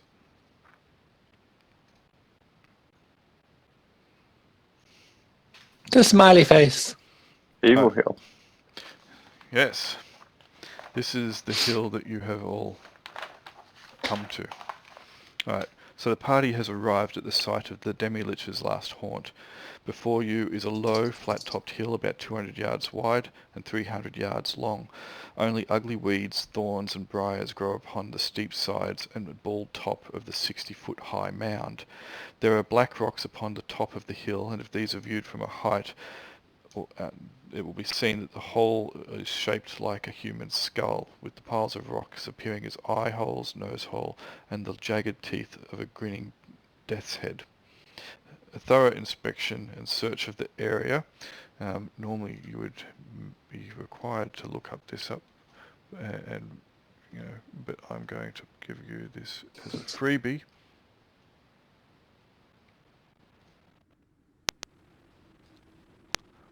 There are 3 entrances that you have found. One here, and one here. Can you guys see them? Yep. Everything's black. You should be able to see. I can see the entrances, yep. Yep, there should be an entrance just here. If you want, feel free to move over and have a look down them. At the moment you are on the outside, you haven't entered yet. I think I just broke the lighting. How? Well, I don't have dim lighting anymore. Everything's visible. Yeah, that's right, because you are outside, and I have visibility set outside by placing light sources on the dynamic lighting level. I can't Cool. move my doggy. I haven't given you access to move your doggy yet, clearly. I got bloody footprints in the middle. Yeah, I'll explain that in a second. Dog. Controlled by Dogman. You should be able to move your doggy now. Cool. I see an empty corridor. Can you think of note? I will explain these before you enter them. Alright. Let me just make this a bit larger. So is that in the entirety of the intro? Yeah? You start at the beginning. Yeah. That's pretty funny. That's very old school. Well, the modules are not designed as monstrous campaigns. They're designed to be slotted into campaigns. Into adventures, yeah. Okay, so there were other modules that were longer campaigns that had more to it. This is a tournament module, remember? Yep. As a tournament module, they don't. It's got to be quick to start, yeah. They don't want you spending 2 days trying to determine where the dungeon is by talking to 50 NPCs and haggling over the cost of a piece of mouldy bread. Then you finally get to the large stone doors. Mouldy bread is important. Yeah, then finally you get to the large stone doors for the lost temple of whatever his name is, and oh, well, that was it, guys. That was a good tournament game, and you came last. Good job. That is a good point. Also, this is more about the experience. All right. So how do I change my character's image without actually leaving the game? I don't think you do, if you're talking about your character thing down the bottom. Yeah, I was. Well, the best way to do it would be to open another tab. This I can do. Alright, so this... I'll explain the corridors that you can see individually, one at a time. We'll start with the one to the far left, if anyone wants to move over yonder and have a look down there. Had some spider webs from the looks of it. It does. It had a dark, roughly worked tunnel, plain stone, smelt a bit bad, but it was full of webs that seemed to stick to the roof and the walls. The majority of the passage is free to traverse. The webs only are coalescing in the top. The roof seems to be some 20 feet above the ground. You should, if you move over, can someone move their character over there? Actually, I'll move this guy, right, yeah. Can you see, yep, that's it, that's as far as you can see in there. Alright, so this middle passage, what you see here is another plain stone passage, but the ceiling is only 10 feet high. So you can't see too far down it. Those red dots aren't bloody footprints, it is a red mosaic tile that has been set into the stonework. Hmm. And the final corridor,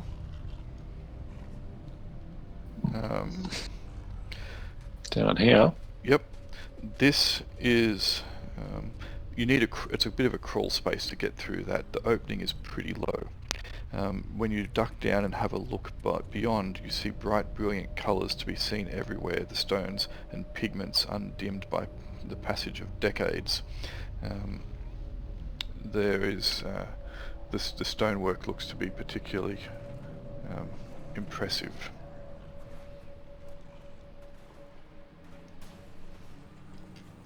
That's all you can see at the moment. Not much light illuminates down either of them at the moment. That's as far as you can see. I think we should totally split the party. Yeah, split the party. Sure, that's a good idea. Can you guys make sure you can move the retainers as well for me, please? Yep. Cool. What I might do, if you want, do you want me to set one retainer for each of you to move, or do you want me to have retainers for all of you to move? Just leave them all functional for everyone. Okay, cool. Yeah. Makes it a lot easier. Yep. What do we think, guys? I think the third one is a trap. The first one might have nasty spiders in it. Yeah, but I think was that would be a turn off. But that means it's probably the most likely one we should go down. What was the bad smell in the first one, Julie? You said it was It just seemed to be kind of musty and dank. Maybe there's been rotting caught in the spider webs. It's not particularly pleasant. Do the spider webs look disturbed? They don't look too disturbed, no. Is there any signs of passage in any of these corridors? None that seems to be obvious.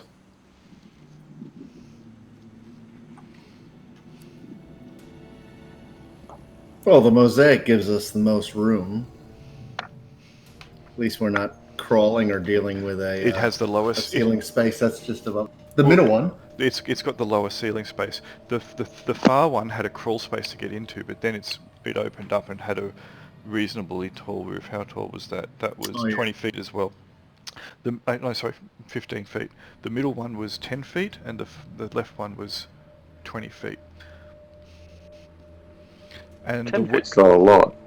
10 feet's not a lot. The 20 feet one with the webs are only in the roof, up at the top near the ceiling, and come down about halfway to the walls.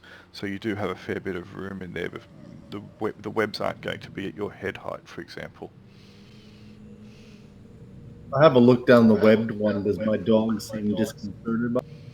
Your dog doesn't particularly like any of them since, underground. He'll get used to it. Or die trying. Yep, that's right. Oh yeah, what do we think, guys? Have to take a vote. I'm going to vote the middle one. So just bear with me before we go too far.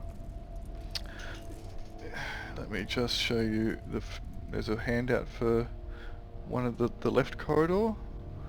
Actually no, you can't see that yet. That's alright. Ignore that, nothing to hear here. So do we step down the left one to see the handout of the I meant to massive say spider left that's one. about to eat us, or It's up to you. You have 3 openings that you have found after concerted effort scouring the hill.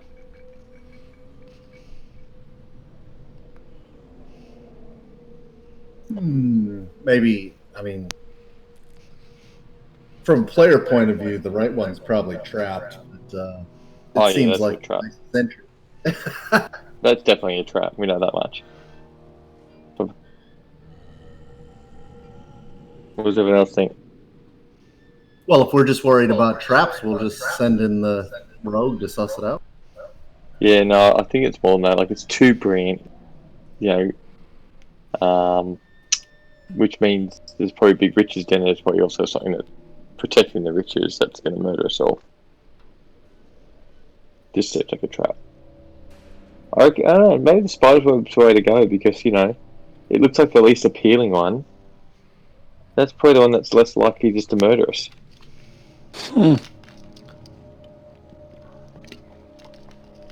Or maybe that's what they want us to think. Damn, triple reverse psychology. Have we lost someone out of Roll20? I'm seeing all 4 of you still. The middle one has a path. It's got the mosaic leading down. It's calling to us. Come in. Come in. We're totally safe. Let's just take a vote and then just go. So we're burning daylight. Middle passage Mitch? is my vote. I think we should definitely send the retainer down the mosaic tile path in the middle passage. The middle passage. Yep. Other than that, don't know. Alright, you're trying to send a retainer down by himself, are you? This is where all the retainers die at the very beginning. Please tell me we named them Bob. Oops, hang on. Trying to send a retainer down by himself. Is that what you're intending to do, down the middle one? Just a bit of a scout. Are you giving him a torch? Yes. Alright, pick one. So if you click on them, can you see the numbers in the circles for the retainers? Yeah. Okay, so the red number is their morale, the green number is their hit points. They all have an armor class of 9, by the way.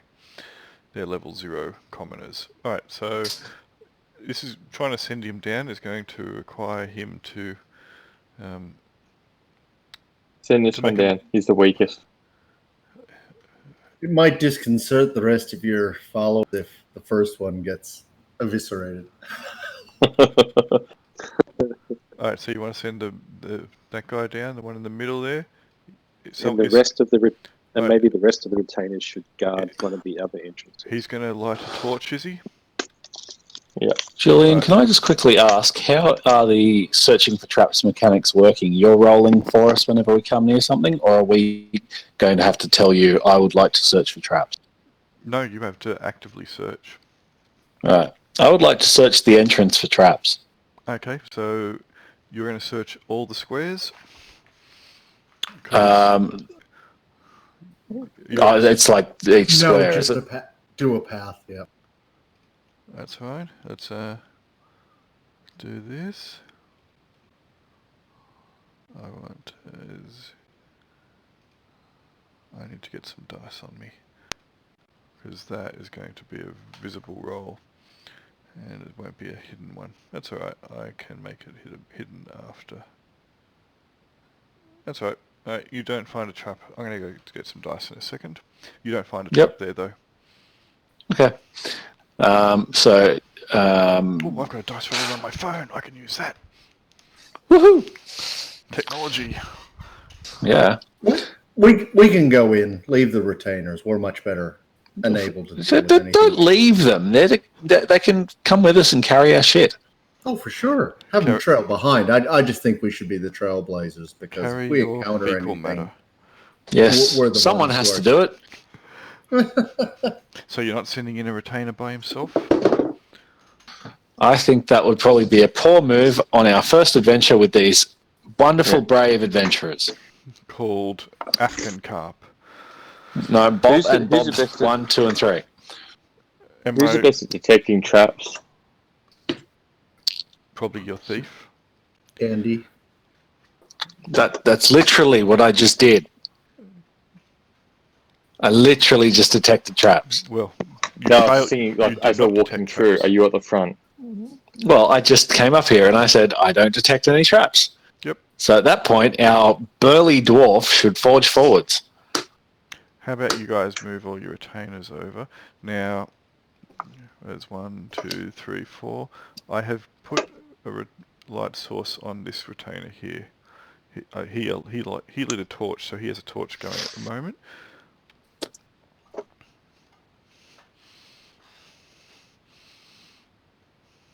Do you want any of the other retainers to light torches? I'll give them a light source if you want. Are they human? Yeah, they are human. Then they should all light torches. Okay, I'll light torches for all of them. I should have got my dog a mundane like strap that holds a lantern to his back. And A burn. Monday night. You're going to strap a burning oil to the back of your dog. He's a war dog. He's been trained for it. Not to have totally. burning oil pour all over him. Do you know how easy it is for oil to pour out of those things if it gets on the wrong angle? Sure. They're dodgy as shit. Especially. Why don't we just train it to drag landmines underneath the panzer tanks? That sounds Well, like a we plan. might have to see what we encounter. The Sixth Army's on its way. Alright, I've given them all torches. You should be able to see them. Okay, 2 of you have stepped across the threshold. Dun dun dun. You're okay. No one I'll died. continue to search for traps. And I'll stay with him. Okay, pinpoint where you're searching. Ping the square. Alright, you find no traps in that square. I'll actively search too. Alright, so you need to roll. I'll roll for you as a dwarf. You find no traps. Alright. You find no traps, Andy. Hang on. Are you actively searching every square as well, Master Dwarf? How long does it take? Like, is it just I want to, or is it like are we taking 10 minutes each time? You're taking a bit. Because we're going to be here for months. Yeah, you're taking a while. You're doing a proper check. It's not just I cast my eye across that and yeah, it's all good. You're getting down low. You're moving slowly, cautiously. You're checking the ground. Okay, yeah, that sounds fair. We're walking into is it known as the Tomb of Horrors? It's known as the Tomb of Acererak, and people have referred to it as the Tomb of Horrors over the years because whenever it has appeared back on the prime material plane and people have attempted to enter, none have returned.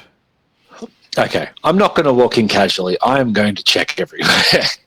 Right, I'm going to stay close to the wall too. Yes, I'm going to check every square in front of me as I go. Do we think we're right. under any sort of time limitation? No. By the way, what is I know what the dwarf's chances are. I know what Craig's are. What's your find and remove traps skill? Opening that up. Oh, for fuck. No, don't do that, you fucking stupid. For some reason, it decided that it wanted to open Word.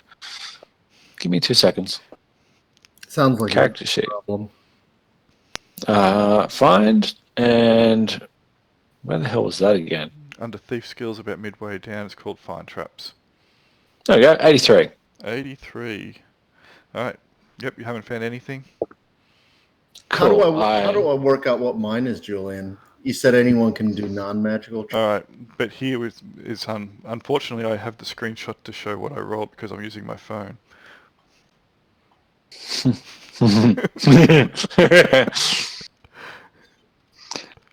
Let Let me just put this on the map layer. You all found a trap, guys. Hey. First Sweet. character death. Glad I pulled him back. So normally a mundane character has a 1 in 6 chance of finding a basic trap. Like one of these pit traps. The dwarf has a 1 in 2 chance of finding traps in stonework, etc. Alrighty. So dwarf, you're not doing your job. I'm walking on the other side. Okay. Where was that trap? It was under my fucking feet. That's where it was. Yep. Okay, hang on a second. Where were they? There is a chance that you will not fall in. Roll percentile dice for me, please. Did anyone bring spikes Yep. Anyone bring what? or a crowbar? Yeah.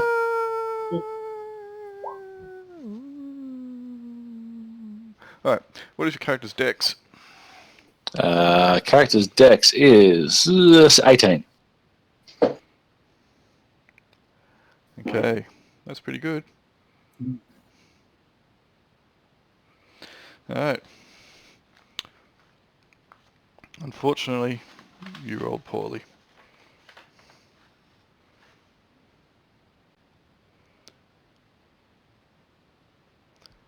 Okay.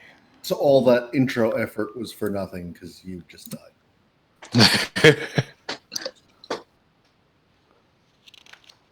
Now, for the life of me, I can't find where this pit... I can find all the other ones. Ooh, did I say that? Hang on. Probably should have been following the actual mosaic. I did. Look. He said you shouldn't have been. I think. So should have, yeah. All right. I should have. That's the trap.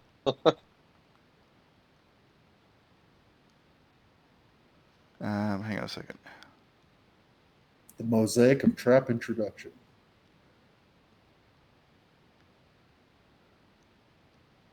For the life of me, I'm going crazy. Sorry about that. Hang on. Oh, here it is. There it is. Alright.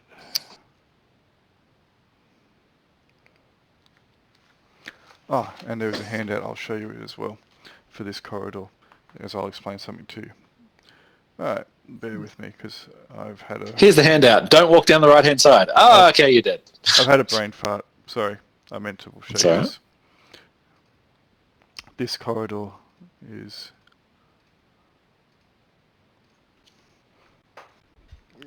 Alright, so let me explain this corridor. I was too busy caught up in you looking for traps as you start moving in. This corridor is... there's a colourful mosaic of stone with a distinct winding path of red tiles about 2 feet wide.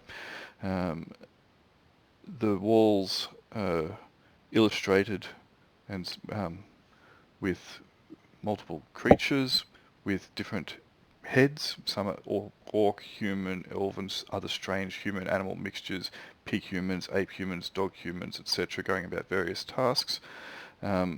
Certain of the frescoes show strange rooms, such as a library filled with many books and scrolls, a torture chamber, a wizard's workroom. There are chairs, wizard's boxes, bales, doors, chests, birds, bats, spiders, and all manner of things shown on the walls. Are these carved or painted? They are illustrated. There are some that seem to be three-dimensional, as you can see. Like that box sticking out of the wall? Like the box, yep. Mm-hmm. And the jail with the hand sticking out of it. Is this recognizable as anything historical or religious that I'm aware of? No, but... Like these creatures, like the sort of image of some god or something? No. They're all strange, weird creatures. Okay. Alright, you have fallen into the pit. I have Featherfall memorized, if that's going to save me. Yeah, feel free to cast it.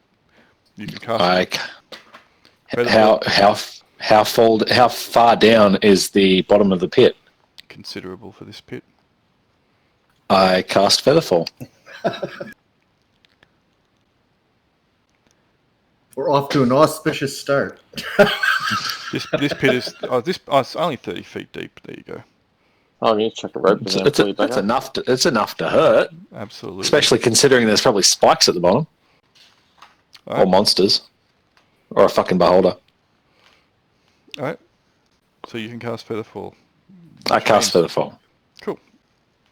You will float gently to the ground. 30 feet. Yep. That's not bad. I'm happy with that resolution. Burn a spell, don't die. Oh, let's get the ropes.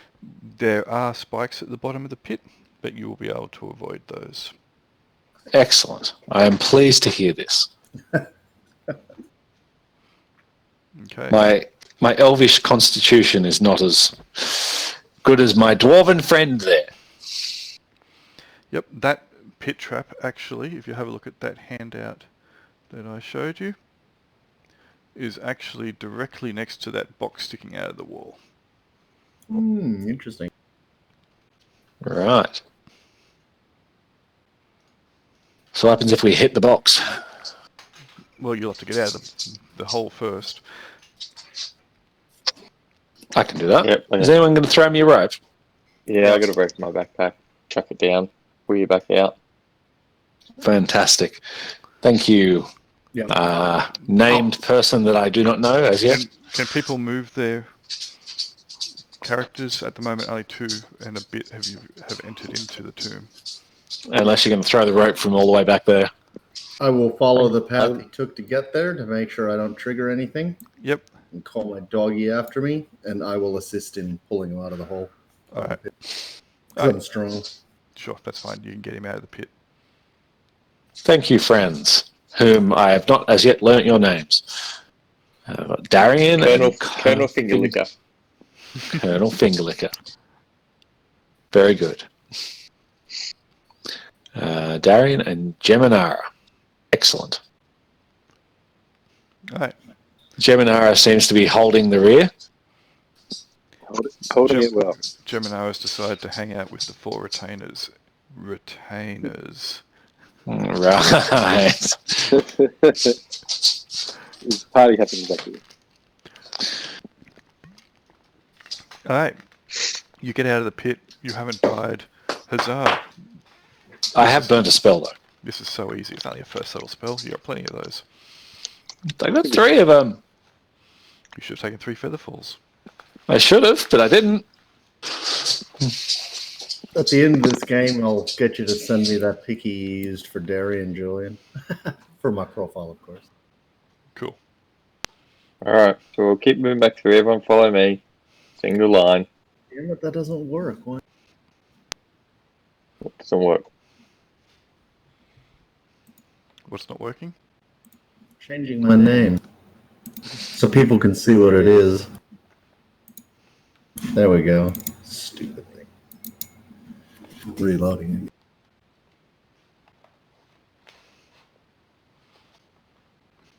Cool. I'm hopping out and coming back in. That doesn't work. Must be a cookie thing. You should be able to update it on the fly. Yeah, I had to crash out for mine. Under the cog, under display name. Oh, thank you, Julian. That's heaps easier. See? Perfect. Thank you. I had to leave and come back for the image, though. Yeah, for the image. I don't use images on mine. I just use names. I think my phone images get in the way, but yeah, that's fine. Yeah, in James's game, when there's lots of us and I've got a macro bar, I tend to just have the names rather than the images as well. Cool. Oh, do you? Okay. The 4 retainers have taken up the failings around Oh, the elf. what a coincidence. Really, I just thought it was a gangbang around the elfin trick. I was going to say that, but I thought, no, I'll take. No, we'll keep it PC. Yep. There is no high road. When has that ever been us? There's the low road and the lower road. and the rear road, if you get my drift. Oh, yeah. All right. So the elf has been saved from the ignominious end. The elf would like the dwarf to go in the front from now on. I don't have featherfall. Neither do I now. Alright, so we're going to stick to the wall, guys. Over against the wall. Don't walk in the middle. I would prefer someone was trekking for traps upon the path we take, considering what's happened there. Hang on. The thief was checking for traps and still found one. For your information, I rolled a 20, a 41, a 6, a 98, and a 93. What's the thief's chance of finding a trap? Better than yours. Yep, out the front, thief. Righto. I will go out the front and check for traps. I'm only Okay. 50%. Alright, you don't find any traps immediately in front of you. I continue immediately in front of me checking for traps. You do not find any traps immediately in front of you. I continue checking for traps immediately in front of me. You do not find any traps immediately in front of you. The time rolls on. Do you have a light source? It's starting to I get do pretty- not. It's starting to get. You're seeing things only in shadowy. Has someone fallen asleep? Brian? No. No, not me this time. I'm not saying it hasn't happened. I'll pull out my light. I'll pull out my lantern, put a bit of oil in it, and light it with my flint and steel. Alright, I'll give you. Is that Mitch then? Put it on me if you can. Right, do I see anything in front of this one? Hang on. Move back for a second. That might be Mitch, is it? Sorry, what? Someone's breathing really heavily. I don't hear that I'm hearing. for some reason. Yeah. Alright. Who's Colonel Fingerlicker? Sure, it's not a feedback I loop. don't think liquor. There you go. You should now have a torch next to you. Can you? And I've just given you control for that. All right. So move forward. You were moving forward, were you? If there's no traps in front of me, yeah. Yep. You'd rolled a no traps to find. Unfortunately, you rolled a 96. Oh my fucking god! I kid you not. I could tell you this one as well. Oh, no, I trust you. Aren't you glad you chose the rogue? Well, no. Oh, for fuck's sake. All right. Make a percentile check. See if you can jump back out of the way as this trap drops from under you.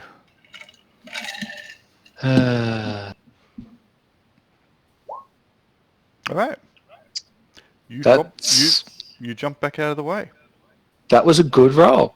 That was a really good roll. Yeah, good work. So I jump back out of the way. Yep. Then we've got you looking after us, Minig. With I'm doing my best. a mighty clang, the floor drops away behind you, and you can see that this is a very shallow pit. It's about 10 feet deep, and has some large, sharp-looking, horribly glistening spikes below. Right. So I think some of those retainers need to go forwards. Yep, Yeah. I think so too. But you're Too crazy. better at it. You're so much better at it. Hang on. I've failed 2 out of 2 in finding traps so far.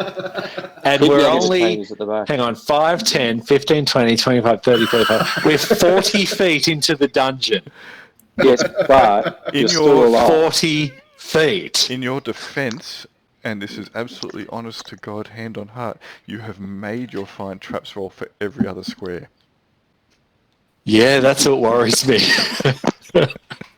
The luck is not with me this evening. It is with us. Oh man, we're impressed with you. I mean, we've faced certain death twice now, and you've saved. By the way, Brian, you have enabled voice through Roll20, so you're echoing. Yeah, I'll turn it off. Oh, excuse me. Really, I've never had that before. Look. You can see the bar down the bottom above your name, Darian. Oh, wow. I've got really... it's not crappy resolution on my second screen, but it's just enough so that Colonel Fingerlicker looks like Cock Fingerlicker.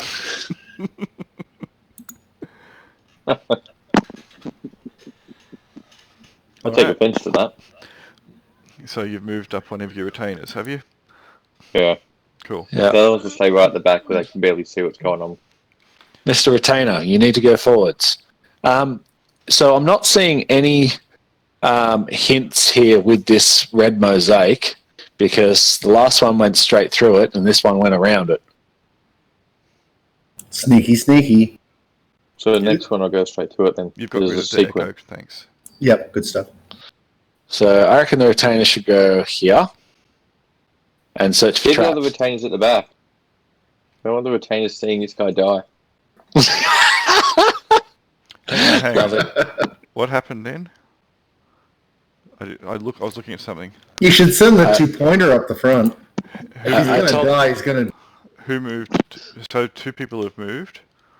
Okay, I moved the retainer up to here How did and he told move? him, How did he move there? What was his move? well, he was here. And he went across He, on an angle? he stepped here. Okay, he falls in a trap. Good thing. I'll Very move good back thing. Okay. Oh, bloody hell. Wow. Make a personnel check for him, please. I can surely do this. He falls. Roll d6 for me, please. He falls 10 feet. Oh dear. Oh, dear. With a scream, he is impaled by 3 sharp spikes. But he lives. 1 damage each. You still pull him out? No, not quite. Each spike causes 1 to 6 hit points of damage. Holy shit! Ooh. Holy Wow. Well, shit! That's not up to right. 36. Mitch, you want to roll? He takes 12 damage. Out of 5. Hey, Mitchell, we've got a he's Bob. We've suffered the first death. dead. That is a bulb. Alright. Wow. I am so glad that he moved him first. Oh, wow. Can we pull his corpse out, please? Do you want to do that in front of the other retainers? You can make a... Yes. We'll make it... Actually, that's a good point. We're going to make a morale check for them now. And we lose them all. Alright. So, See, that's why you should have taken a dog. one of them has decided, the one that was hired by Mitch, that this is all too much. Anyone got a bow and arrow? Yeah, you better kill him now, just to. No, you don't. No fleeing. Shoot him in the back. He's gone. He's gone. I have a wand of lightning bolts. You're going to commissar him? I'm going to use the precious resource. There's no fleeing. Yeah. Yeah, we're enforcing morale on the other 2. Death is the only escape. Oh dear, they clearly did not know what they were signing up for. So, yes, unless you... Are you going to pursue him and try and stop him from racing off? No, I'm not. Anyone else want to kill him? Nah, busy searching for traps. Alright, so he will escape. So once they've done their morale check, they're pretty much done, right? He is talking done to because them, no one tried to stop him from escaping. When I see. Did this guy fail his morale check? No, the other 2 made it. No, this guy. He failed his hit point check. When I see the other guy run away, I step over to the side of the pit and give a chant, "Oh mighty great gods," play. You bastards. Please carry him up into the heavens and give him the place of a hero. No, don't carry him up. Don't carry him up to the heavens. Carry his body up here so we can use it to search for traps. No, I'm trying to reinforce how great his sacrifice was to the other 2 who are probably about to run. Fuck those All right, meat sacks. Next retainer, up they go. His family will be richly rewarded. If we live. Yep, next to the floor. James, can we reach the body or not? It's only 10 feet down, and I'm not James. Julie, I was going to say Julie. So, just because of that.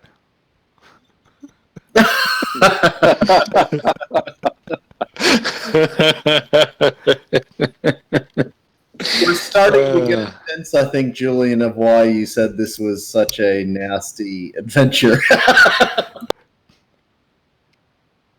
Wow. So, the one diagonal cross. So, guys, the other option that we haven't considered is there is actually two other entrances.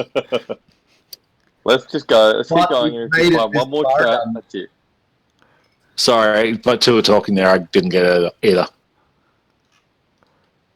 We've already made it halfway down this one. How do we know? Well, we don't, but we've made progress. We get a good feeling. He's hoping. Surely there wouldn't be any more. Yeah, exactly. That's enough traps. Come on. Yeah. Let's just use this one last, this one retainer. If he goes, we'll go back. All right. So what you're saying is I cannot recover the body. No, you can. I said you could. It's only 10 feet below you. I'd like to recover the body. Like a torch in his hands. All right. You can. Do you have grappling hooks / anything like I that? do. Yeah, it won't. You can try a few times. Eventually, you'll hook him. You might rip his arm off, but you'll dig up. Christ. You'll dig the rest of the corpse up. I mean, he was pretty wedged onto those 3 spikes. I don't need all of it. You get the By the way, 80% of his mangled cadaver. That'll do. By the way, you know how they've each got rope? Yeah. That's why. Oh. Yeah. We have to unfurl it before How did that dog they go over fall. there? My thing's doing something. Like every time I grab the dog, it fucking scrolls all over the place. He shouldn't be able to go through the side there. Well, So should we attach a rope Stop to grabbing them the and keep dog. it full? I can't fucking... What is the deal? Every time I select anything, my screen just starts scrolling to the right. Have Well, if you you got touch- scroll lock turned on? No. Stop touching the dog. Yeah, we've said about Red Rocket. I'm trying to move him. I've deleted him now because Oh, Well, as soon as he's right just behind me. delete him. because you were saying to move him across the map, and you can see what he can see. Oh, that wasn't my intent. I was just trying to move problem. him behind me. Yeah, that's why I told you to stop Look- moving. That's why I told you to stop moving him so I could move him back. Let's just assume he's one step behind me. I will put another dog on the map for you. But yeah, that's why I wanted you to that's stop good. moving him so I could move him forward. Next one gets fireballed. Hang on a second. Let me just grab another dog. So if Stop we get that grabbing the retainer- dogs. They love So if we it. get that retainer to tie a rope to himself, Yep. then we can grab the other end, and that way we can stop him from falling into the pit if he releases. That is a fantastic idea. Let's do that. Hello, Doggy 2.0. All right. Let me check something. Why were you able to move him through a wall? The dynamic lighting should be stopping you from moving through it. It's restricted movement. That is bizarre. But you went straight through it. I pronounce last rites over the body now that we've pulled his sort of remaining remains up. Can you do me a favor, Mitch? Can you just try and move 1 square to the right, please? No, don't do it. Okay. There's a trap there. It's a trap. Would I be deleted? No, you're right. I can't do it. I can kind of move halfway, but that's it. And I can't get through the wall. Oh, you shouldn't be able to even move halfway. It's like Skyrim. You can My phase through dog everything. can go ethereal. if you let go, if you try and do it and let go, what happens? Are you sitting there like that? Yeah, Oh, just halfway. See, can you see Okay. that halfway? That's Yeah. that's Doggy close. can still do it. See? all right. So I don't know why. But I'm- Phase dogs. You just but I'm you went not- through the. Why'd you go through the wall again, Brian? Just to show that You went. it was still possible. You went. Yeah, and you went and saw part of the map, didn't you? No, I didn't see anything. I just see Mm. darkness outside of this corridor. Anyhow, All right. So that's bizarre. Anyway, that's cool. so the dynamic lighting's working. I can't see anything Okay. outside this corridor. Well, we'll say there's a dog near you for the moment. Cool. Yep, that's cool. Actually, I'll put him back. Just keep him on his lead. You're gonna have to move him because if I do, it just scrolls to the left and right dramatically for some. Well, it shouldn't. It's a token. Just use your cursors to select him, and then use the cursors to move him. Cursor keys. Can you do that? It's a deal. Like it happens with my character as well. It's like if I click on something, it's moving around. That's bizarre and highly fucking annoying. Weird. Anyway, you've forced the poor retainer to move forward. We've tied a rope to him. Okay, and you're dragging the body of his, or what's remaining of the body of his colleague. You're covered in blood and guts, and hey. That's fine. It's the Tomb of Horrors. Get with the program. Yeah. Where's he going now? Where's the group going? I turn to the others with a big smile and say, I told you, you knew it was going to be valiant work. I say, trying to put like a light side on a depressingly. All right. Mining says, we still have 3. 2. 3? Hefting one of them over my shoulder. Oh, you just throw him in front of you each step. Do you have a better solution? Why waste valuable resources? Funny. All right. So this guy's searching for traps. Oh, he's searching for traps. Excellent. I got a chance to find him. He's a pro. Yep. Did you find anything? No. This whole place is a trap. Oh, I don't like this place. Let's roll for him again. He still hasn't found anything. Yeah, he's found something. He's found something. Yep. Is it under him?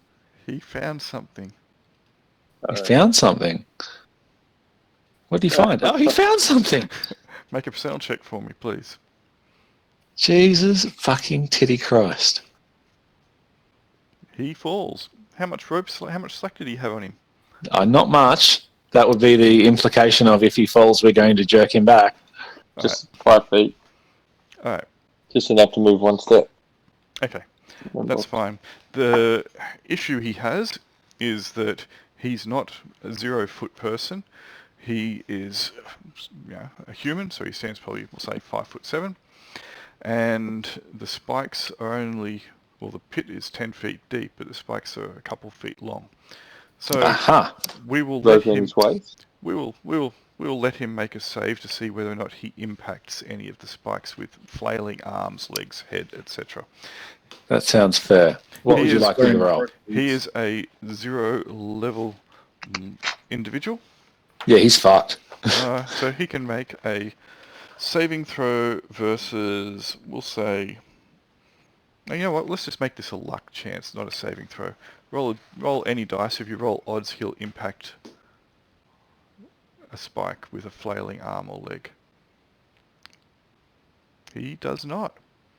Yay! Hey, Bob the Third. He'll take a damage though from the sudden jerking and slamming against the side. Bob 1 died and Bob 2 ran away. Bob the 3rd's for the win. Bob the Third is about to have a bad concussion. Oh dear. He just lost 25% of his hit points. That's okay. He's still got 75% left. So was everybody holding onto that rope? Who was holding onto the rope? It was just me, but I guess we could probably get some other characters up to hold it. You're holding onto the rope and carrying the mutilated, mangulated corpse. I think, Craig, were you holding the rope? Yeah, I was holding onto the rope. I'm up there with him. Okay. I'm standing back a bit further. That's fine. You've got plenty of strength, plus you go Girdle of Giant Yeah. Strength. That's fine. Yeah. You will not let go of the rope. You won't get rope burn and drop him onto the spikes. He's okay. Yay, but he does drop his torch. Girdle of Giant Strength. Nice. There's now a torch.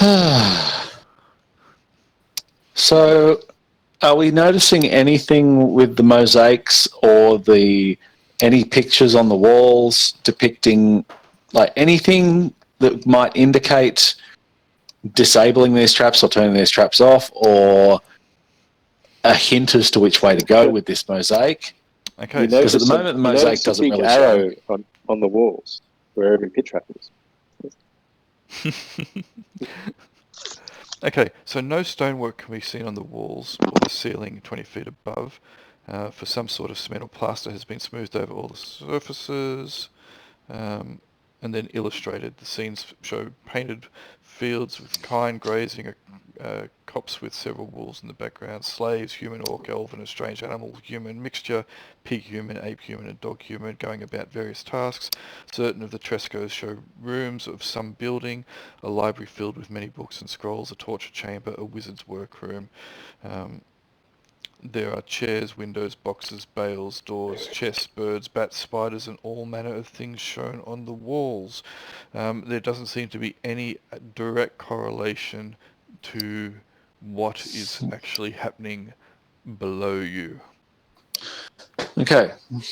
In that case, I guess we just forge forwards. Yeah. You were mainly checking out the walls, were you? Did you check anything else out? Well, the roof or the floor, like the floor, I can see that there's a mosaic of red, but that hasn't seemed to indicate the direction to go at all because it's gone through it, and it has gone around this one, but it's gone through the last two. Yep. What's on the roof? So the ceiling is pretty smooth. Where's that handout again? Handout number 3.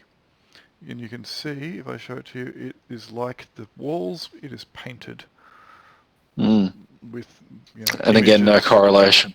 No correlation. I guess we just keep forging forwards and searching. What about the markings on the wall, the ones that actually were three-dimensional, that weren't just painted? What were they again? Yep, so bear with me, I'll pull up the map on here. Okay, so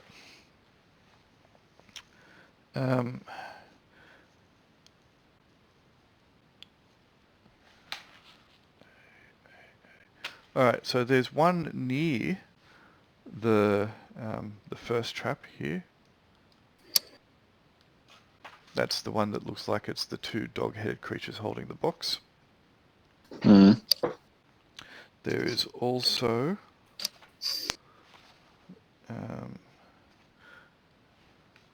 sorry, that's the one that looks like, yeah, that's that. And then you've also got, what's that one? That's a there.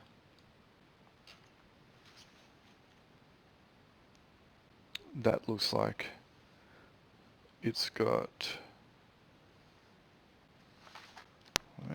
wait.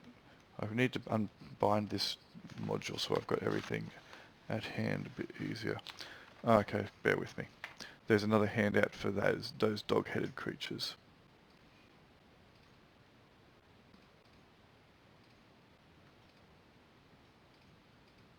How does the girdle of giant strength work? Anyone? The Girdle of Giant Strength, as I mentioned to you before, it doubles the damage you inflict with melee attacks. Yeah, what's the hit dice thing that's got as well? I've already applied it to your hit numbers. Oh, okay. It made it easier to hit for you by 1 or 2. Okay. So that looks to be two jackal-headed creatures holding a box. And it looked like it was 3D, but it was only painted to look so. It actually looks like they're holding a bronze box.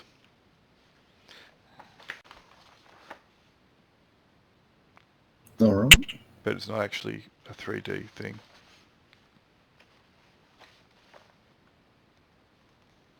You can return control of the dog to me, Julian. I reloaded my game before, and that problem appears to resolve. Okay, bear with me. Doggo is now under your command. Thank you. Alright. And what else was on there? That's down there.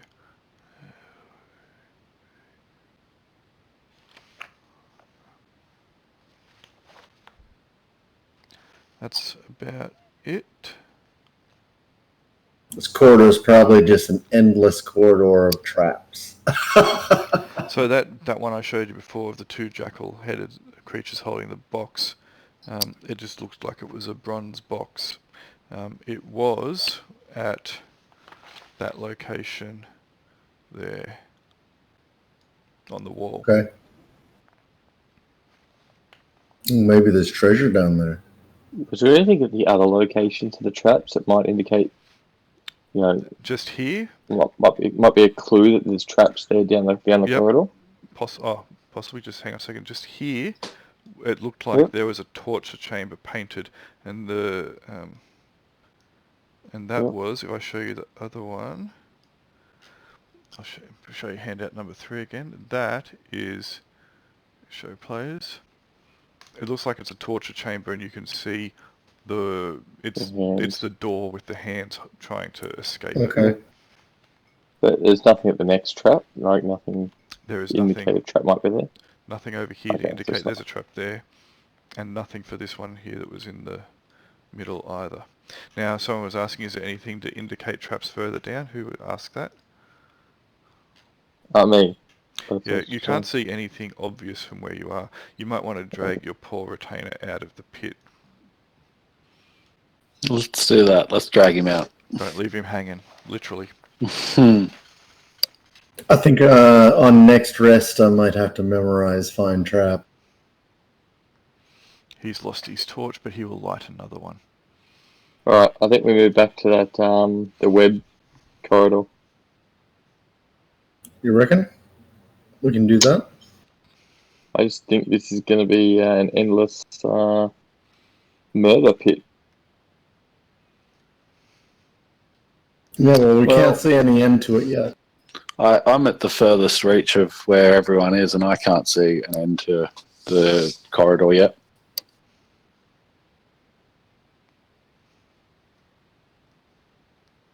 Mind you, we are only 60 feet in.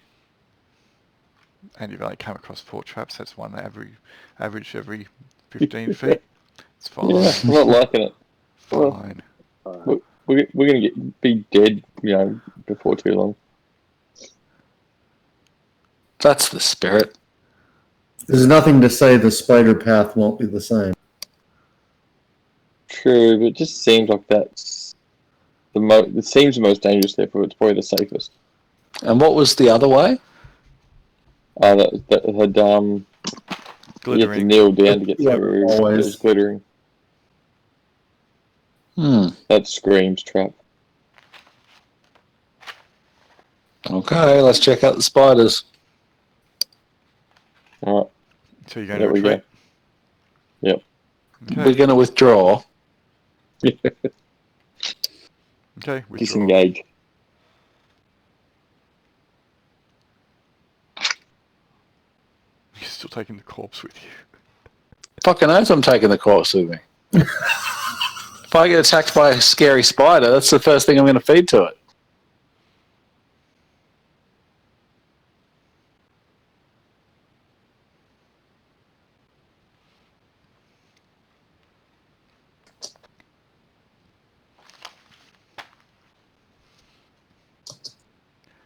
You there, Brian? Yeah. I was just, you hadn't moved you or doggo. Okay, you can retreat.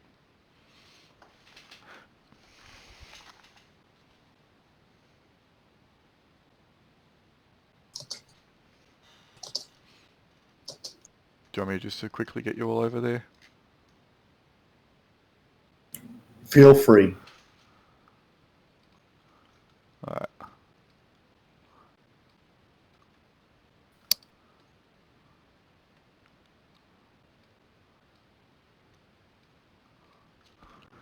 Ah! Good. You lost you. All right. Again, a corridor of plain stone roughly work.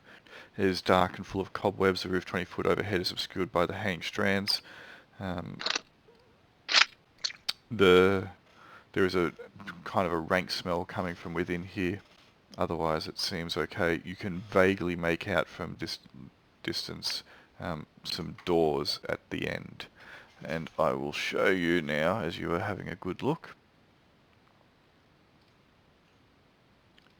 Put this handout in your thing and show the players.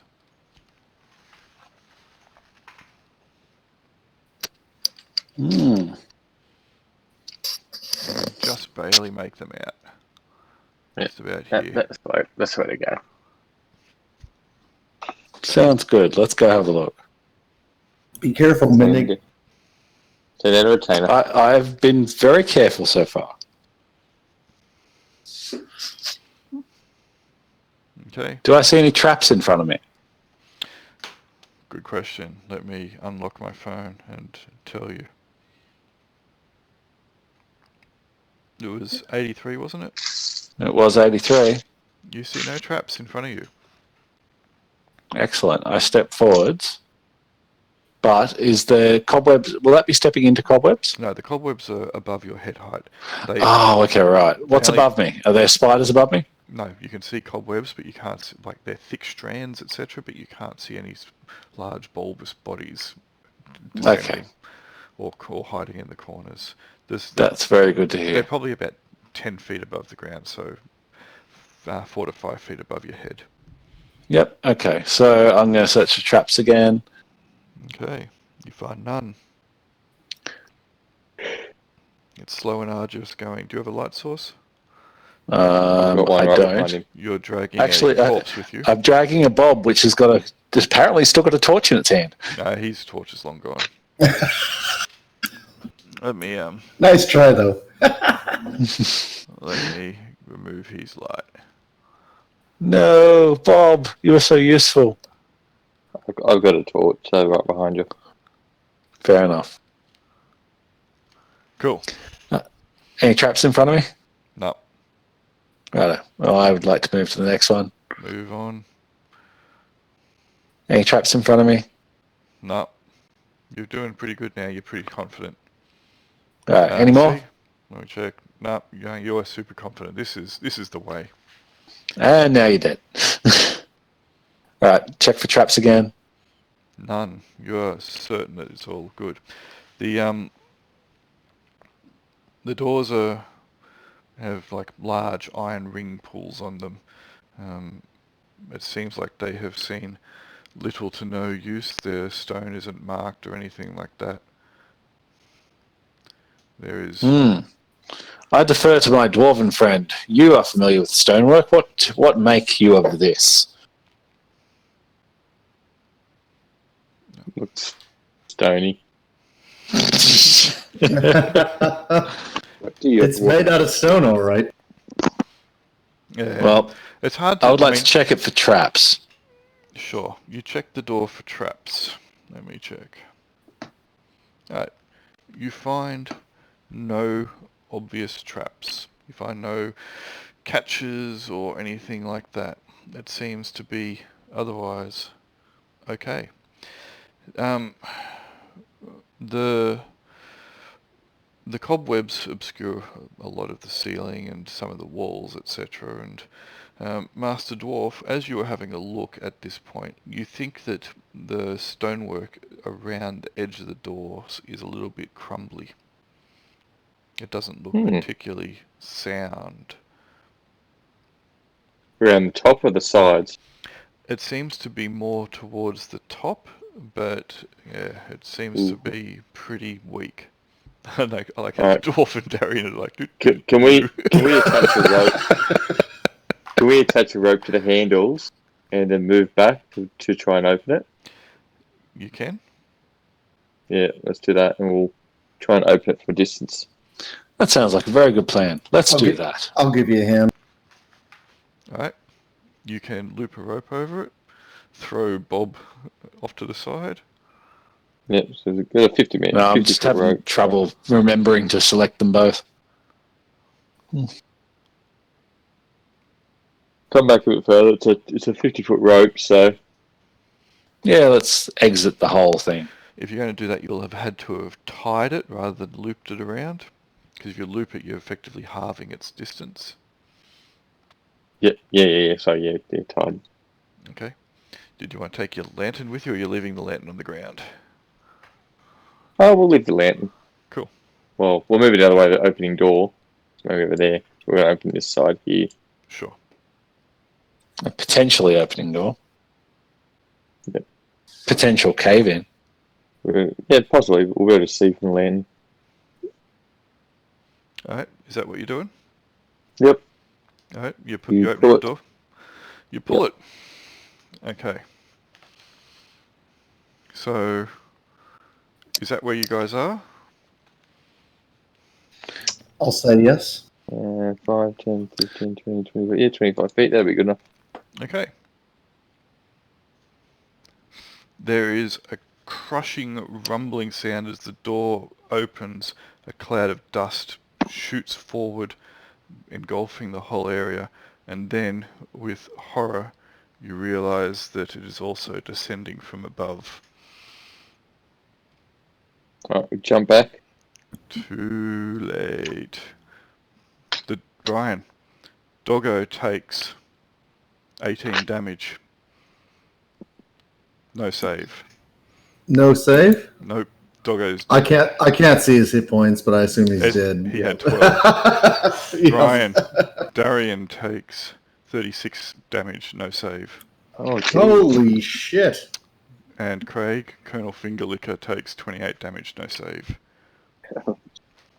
As debris and rubble fall with great abandon from the top, covering you all.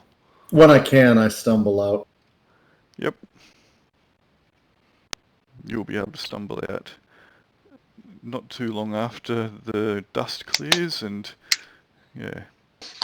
So I can see a green health bar for everyone except for Colonel Fingerlicker. What? Fingerlicker's there. Why? He was there before. What's happened? I can see it. I can't. No, it didn't save it. All right, so you should be able to see it now. Yay! He's fine. Doggo's not so fine. I just put a rock on Doggo. It was a short and quick relationship. I'm going to drink my potion, I think. I haven't even gotten in there. I'm drinking my potion.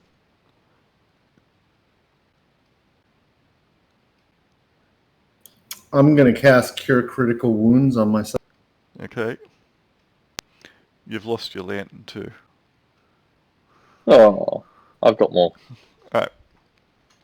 Let me just make sure that The dust will eventually clear. Doggo is now No more. Is now Squasho. Smearho. Splatto. So that gives me 13 back.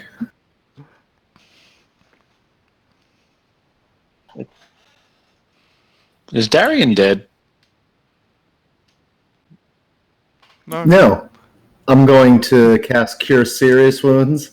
He's outside the corridor. He didn't reduce his hit desperately points, praying to his god. Oh, I've just got it in parentheses after his HP. What his current HP is. If you reduce it in the green circle, it means that your health bar will drop. Oh yeah, okay. Yeah, I'll do that as well. Yeah, that's a good idea. God damn it, only 7. What a load of shit. Yeah, don't use parentheses because it screws up the health bar. It doesn't recognize it. Just use the numbers. So the health bar is has your current and maximum included. Yeah, that's cool. Fucking hell, what a start. I'm going to do a Cure Light as well. I assume that's 1d8 plus 1. 1d6 plus 1, do not assume. Is it really? No.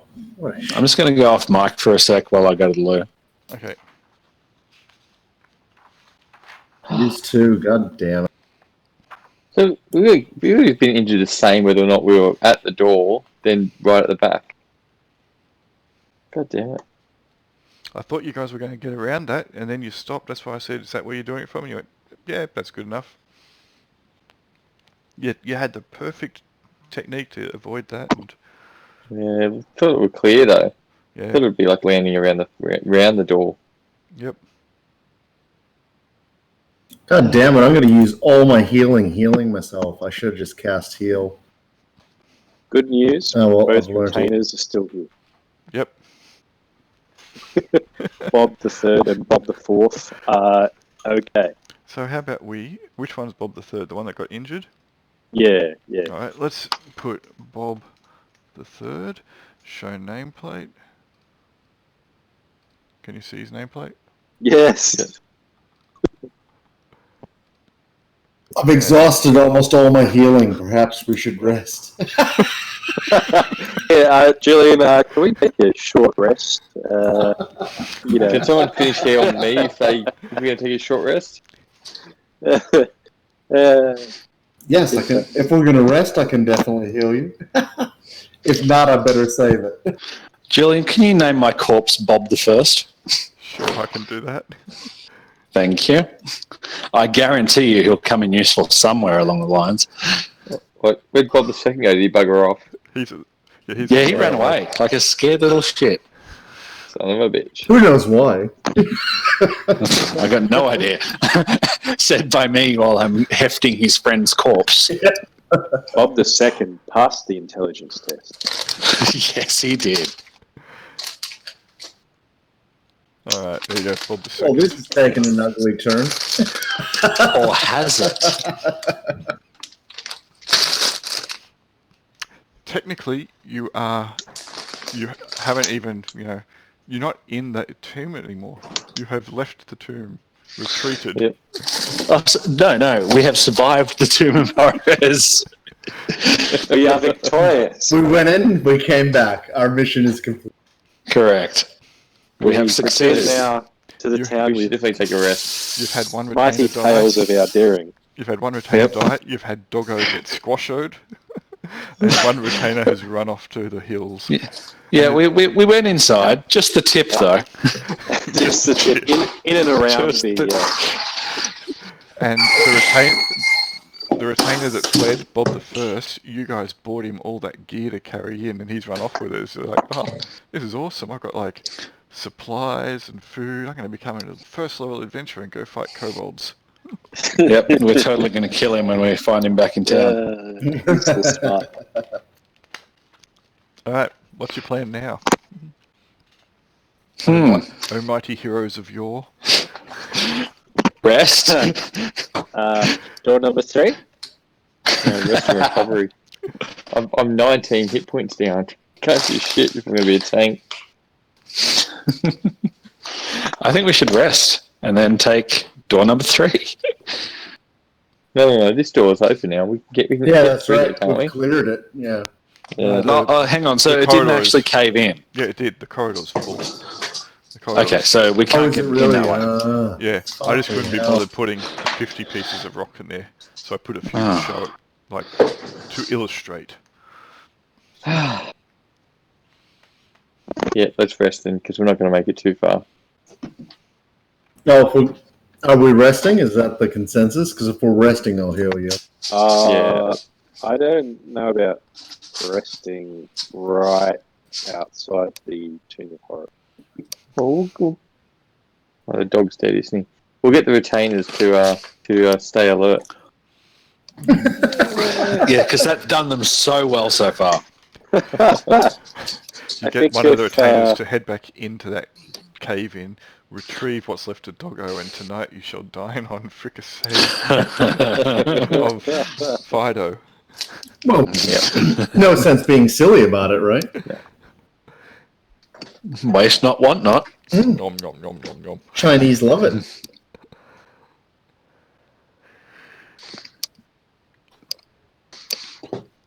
Right, in all seriousness, are we resting? Do you think it's safe?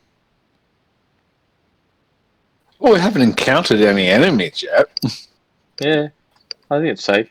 Only hubris. Mm-hmm. All right, in that case, we set up camp. Our greatest enemy.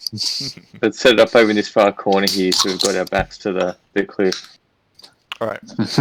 If you want to camp and rest, that's fine. So what you will do is you'll just tell me how many days you wish to camp and rest for. You will not be accosted. How many days is it going to take to get back to full hit points? Well, can you heal me? 1. Yeah, I can heal you now, definitely. So you have all but 1 hit point now. I've healed. Bob the Third needs a bit of healing. Yep. Yeah, I've got what? Bob's going to have to one wipe back. all but 1. Yeah. Over night time, he will heal back.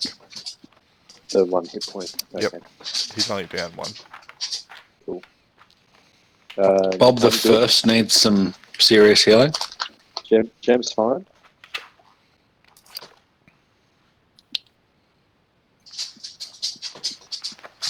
All right, I've memorized 1 fine trap, so if we're in an emergency, I can just pop one off. At this point, and just to reiterate when I said how many days you wish to heal, during this adventure, you are able to rest indefinite amounts of time if you tell me. Yeah, it's going to rest we're fully healed. At least outside the tomb. Yeah. We rest until we're healed. How long's it going to take for Bob the First to heal? 1 night. Do we get 1 a night? No, Bob the First. Bob the Third.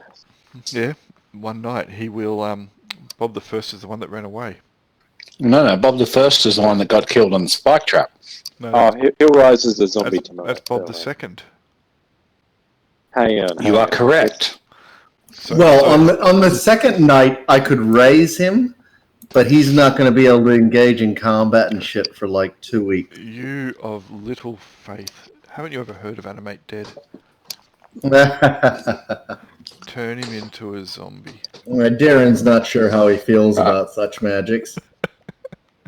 God, I'll tell you how Sister Damati would have felt about it. I can tell you right now, I'm all okay with that. Right, so we're all rested. We're all healed. Yep. Well, that'll take me 1 day because my heals will get me ready. That's It'll fine. take me a couple of days with your healing. If you guys want to relearn You spells, don't even change need your to- spells I've that you got have. enough heals to do you tomorrow, like on the second day. Yeah, if you I don't even need to roll it. With minimum rolls, you'd still be on. Well, you only need 1, so you only need 1 day because I reduced you to 1 miss. Yep. So you know, every night that you rest, you get 1d3 hit points back. Oh, 3. Okay, sweet. So, if you wish to do other spells, feel free. Change your spells as appropriate. I will give Bob his 1 hit point back.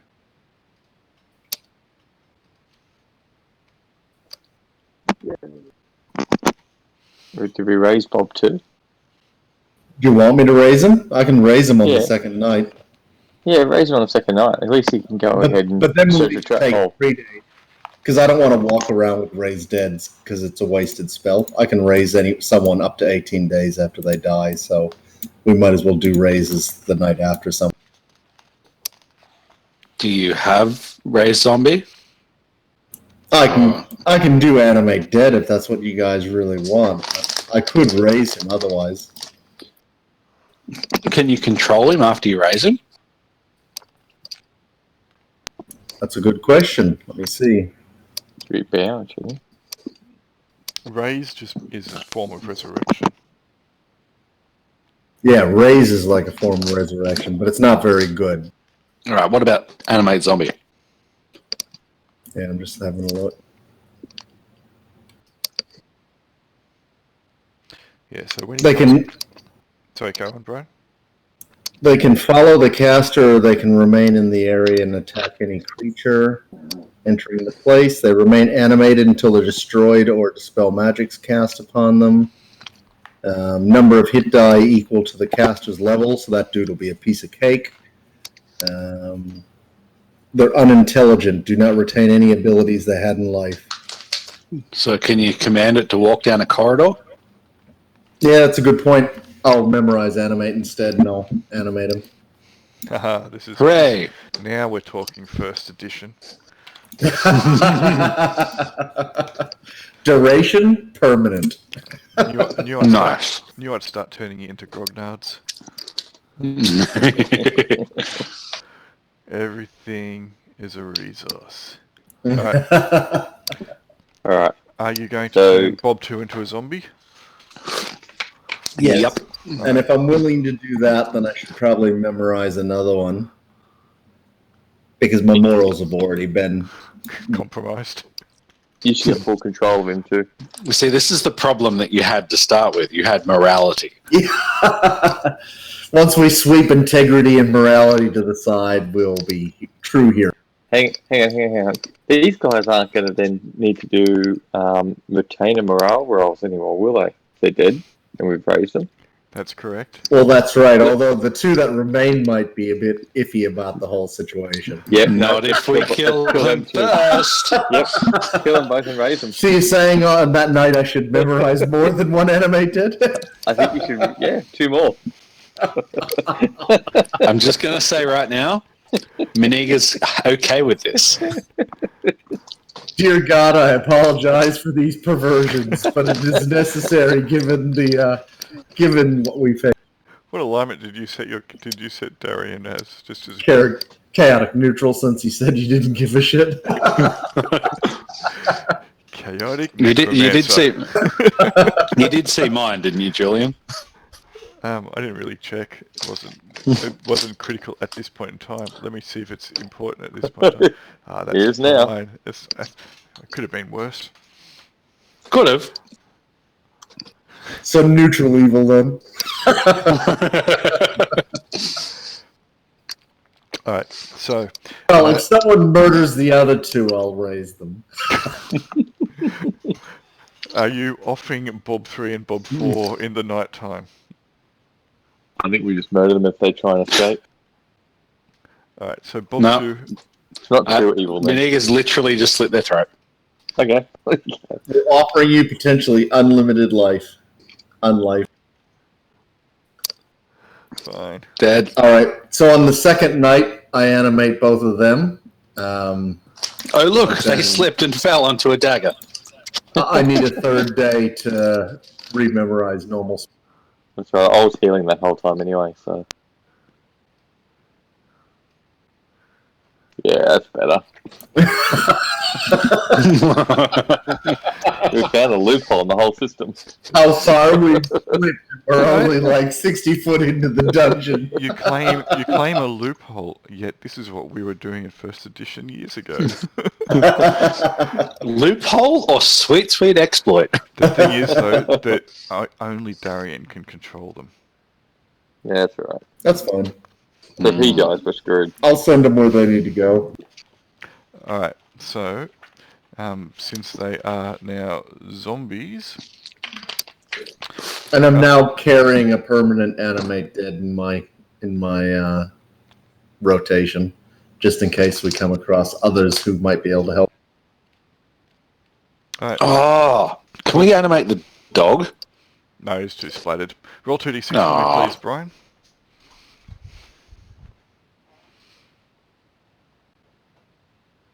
Alright, Bob 2 has 8 hit points.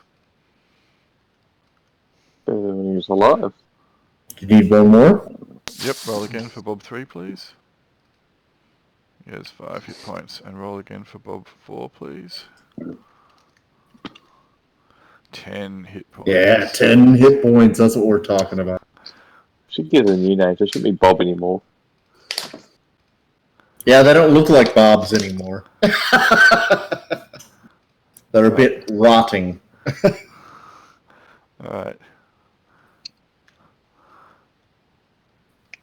So, Man, those retainers are mega loyal.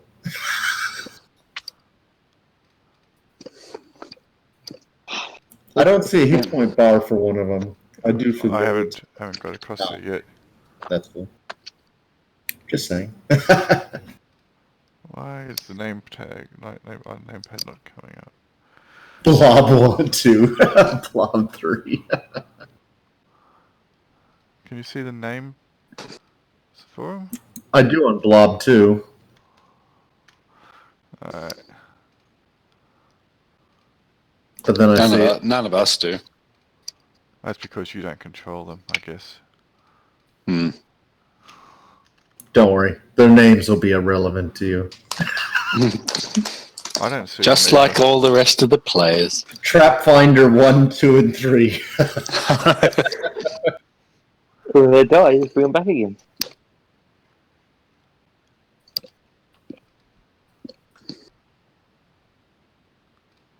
Alright, you should be able to see Blob 4. Blob 3. Can you see I can move all of them except for 4. Can you see their names, guys? Yeah. I see 3 and 4. Yeah, and 2. Alright, so you can't move 4, Nope. Brian. You should be able to move Points him saved. now. Yep, cool. Okay. Which tunnel are we going down? Well, Let's try door number 3. well, we can get on the middle one now that we've got the Oh. shambling. No, we're still going to be crushed on number 3 too. It's quite interesting. Mitch has gone quiet. His character is probably not really appreciative of murder. I feel like the fact that they were alive was going to resolve itself, and didn't really need to push ahead with planned lob quite So- yet. But so- Enforced enhancement. So this was the I guess merciful that does approach. solve. Yeah, it does solve the morale problem. It's It kind of does. like more euthanasia. You're putting them out of their future misery. Mm. That's right. Would you rather suffer a spell being cast on you or drop into a set of spikes that were actually going to hurt? We may find this slightly more difficult to hire the next bunch of retainers if it works out. Just saying. Well, someone else will have to get the next lot, I think. Did you guys say you wanted to head up to the third one or the middle one, or? I think the third one looks like a Travis. The Definitely. third one's going to squish us. Third Definitely one, I'll is move third you guys one, up to the middle one, and All right, well- which is closer, and then you can determine where you're going. So Mitch can go to the third one, and he can go in first, and we'll follow him. So leave the third one, and then we're going to Yeah. send in Bob the second. Oh yeah, let the Hey, at least Bob one the of the second's blobs mine. go first. I feel bad about losing him. We won't I risk feel them bad about all. losing Bob the fourth. We'll send one at a time. Look, Bob the third and fourth just had an unfortunate accident during the evening. While they were sleeping, they fell on a dagger. Let's send one of them in. All right. You say you're going to command one to move in, are you, Darian? All right. He walks along those 2 squares. How far are you sending him in? One at a time until something happens. Something happened. All right. Just send the one.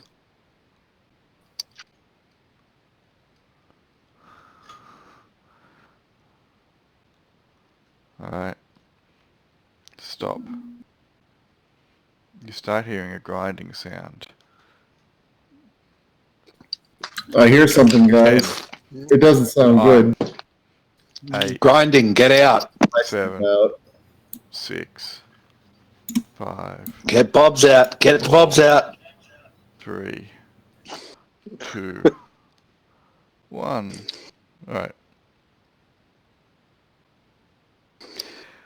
That's right. You avoid a huge stone block. Does it bar the passage, or It has descended slowly, but inexorably. Looks like we're going down the middle one, boys. Is it impassable? It is completely covering from ground to ceiling now. We could have got past maybe, but We probably could have gone past it. We probably could have made it, guys. We all Maybe. ran. Go back and start digging. But we didn't, so now it fills the entire corridor. And Right. now we're left with the first one we went down.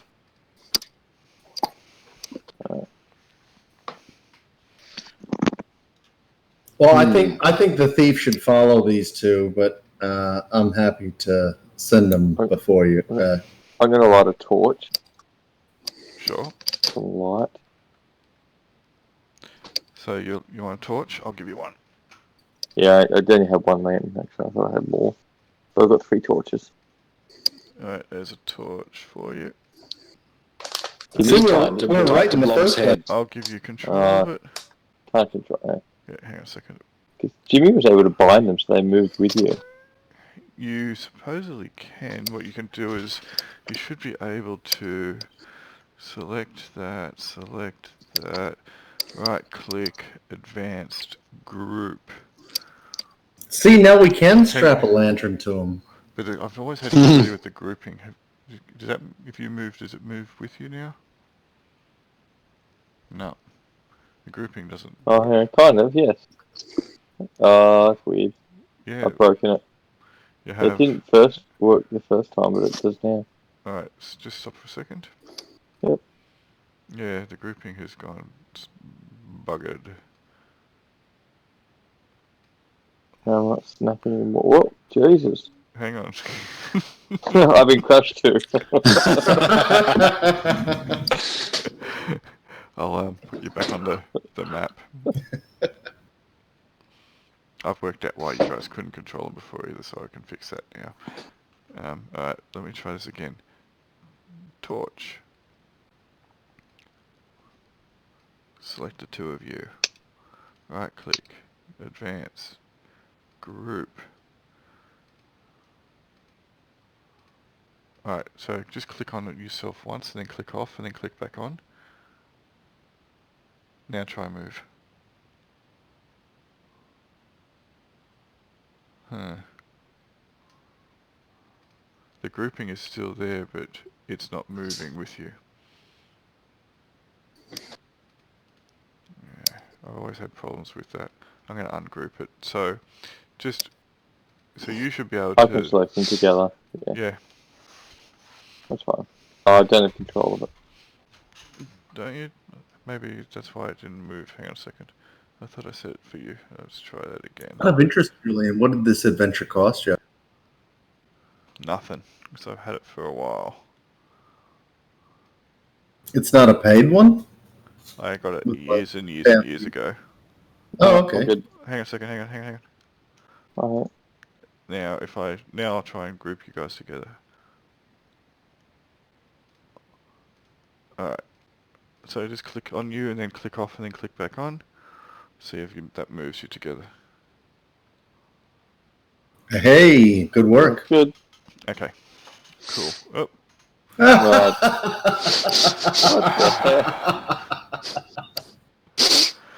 Oh, that's so typical.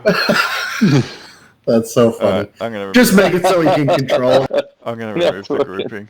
Nah, that's just Yeah, because I'm not snapping either now. no. Alright.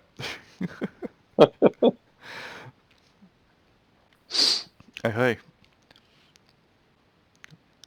The corridor with the mosaic floor, the strange creatures on the ceiling and walls,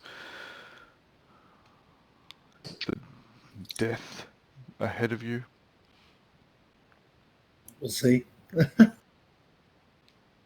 Blob wandering up the corridor. Yep. Geminara, you're going awfully quiet. Is there an issue that we need to discuss? dear. I feel like these blobs are not going to be quite as nimble as the bob. In some ways, they're more resilient. In some ways. enemies. In some ways, they may fall apart. Oh no, they're permanent. Yeah, but they might still fall apart. I mean, the bobs were falling apart. Yeah.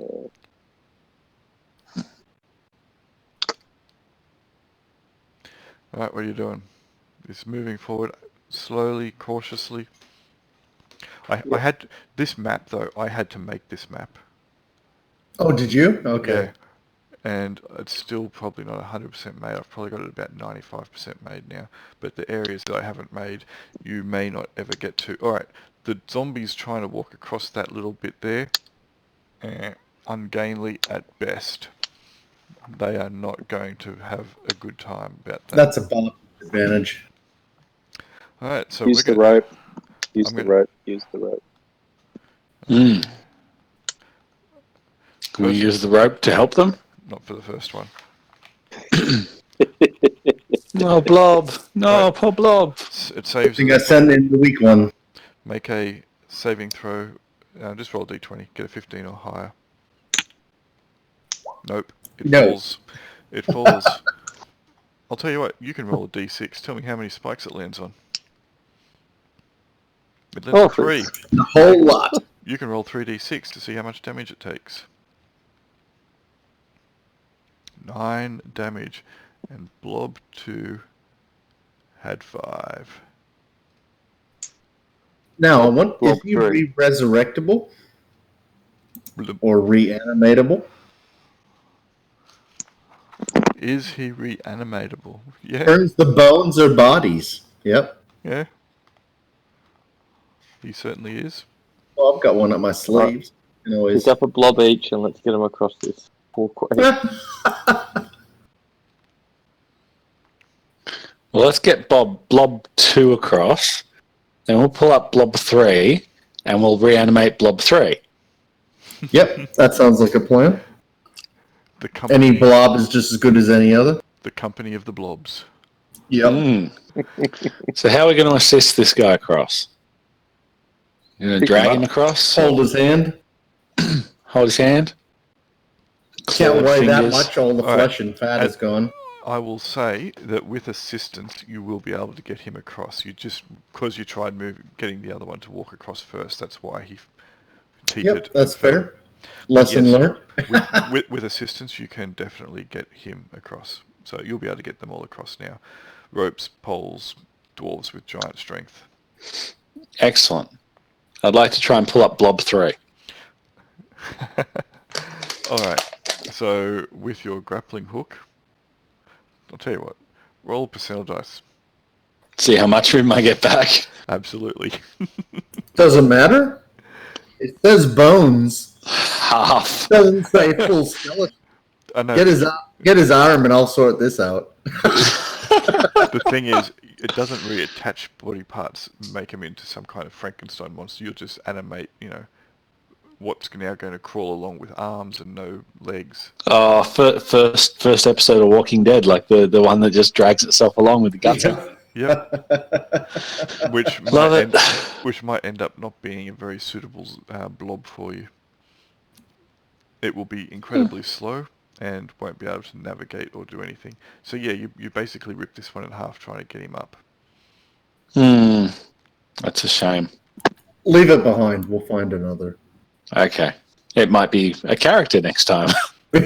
All right. We say farewell to Blob 3. So let's say it was a character next time. Oh, no, they disappear, don't they? Would it still be able to? Oh, yeah, that's good. No, I'll let you animate the simulacrum though. So we can't have blobs. Oh, yeah, you did say that, yeah. Yep. No, he's going to leave behind a body but no gear. Yeah, the simulacrum, so that you could raise it, as I mentioned. So if you wanted to turn it into Blob McBlobface, feel free. I'll have to get some tokens for Chode McBlob. Showed. from tripping the rift. Yeah, tripping the. I knew you meant. Yeah, I love tripping the rift. Yeah. All right, Blob 2 can go forwards. Darian's got control of him. Yeah.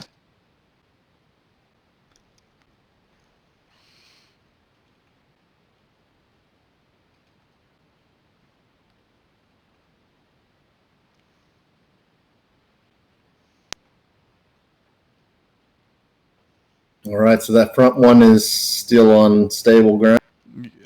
Darian is probably going to start struggling to see.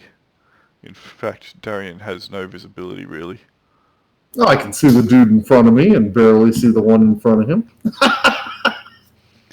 Are you guys lighting any light sources? The only light source you have currently illuminated is being held by Colonel Fingerlicker, who is, licking his finger on top of jam at the moment. Yeah, I brought a Hey, know that. brought a bunch of torches. I'll light one up.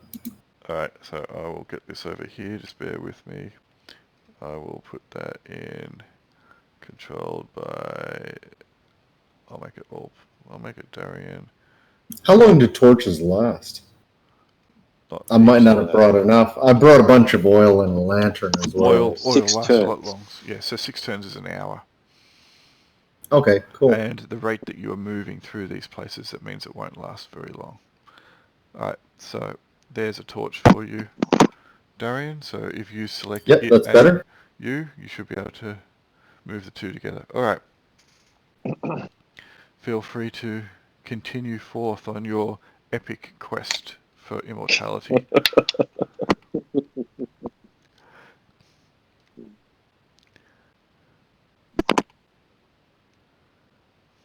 Blob 2 has made it the furthest that anyone has made it so far in this dungeon. So yeah, if you hold shift down, Brian, you can select multiple tokens Yep, together. that's cool. If you want, I can move the zombies so you don't have to. No, that's all right. You come, Mitch? Or Jim? Tell me when anyone falls through. No one has fallen through yet.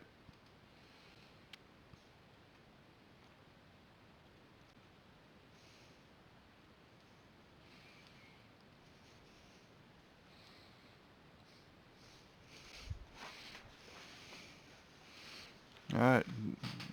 The frescoes on the walls still seem to display strange creatures, strange, weird buildings, rooms. Alright. Let me just scroll down a bit. Nothing seems to change much. I mean, the images change, but the stylized of them doesn't seem to make a whole lot of sense. I'm just going to keep shifting them down in this pattern until something bad happens. Alright, keep shifting.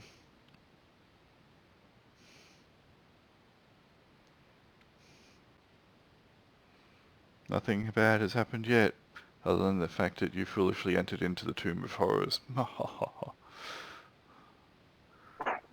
Boom. Stop.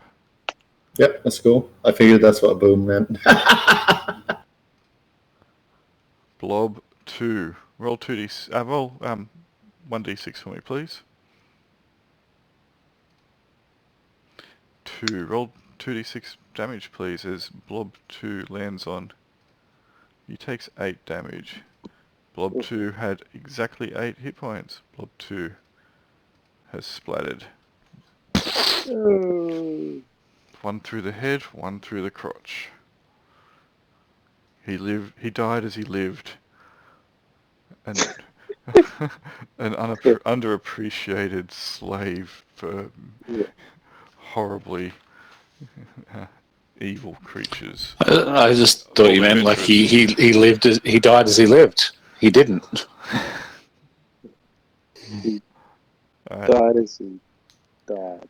He died as he died. Yeah. The irony. Can you see anything from there? Not yet. At least I can't. Who drew that? Me. Good work, Andy. Good work. You're trying to find the safe path. Yep. I'm putting a path in that we have traversed. Smart idea. Very smart. Alright, you believe that you were starting to see the... Oh, wrong creature.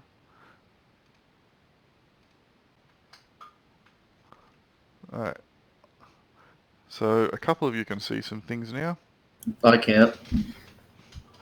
Yeah, you can. If I select you... No, I see something in the distance, but I don't see what it is. It's all too. It's all a bit shadowy, yes. But you can see something.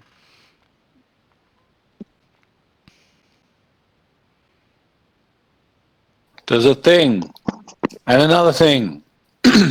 What are the things? I will show you the things. Alright, so... Let me clear that search. Out of concern, I jump back here. Alright, let's go to... Leaving my torch behind. The handouts. We have 2 handouts. Okay, the one here, immediately to the side. That isn't actually something big and glowy, really. It is an arch. Where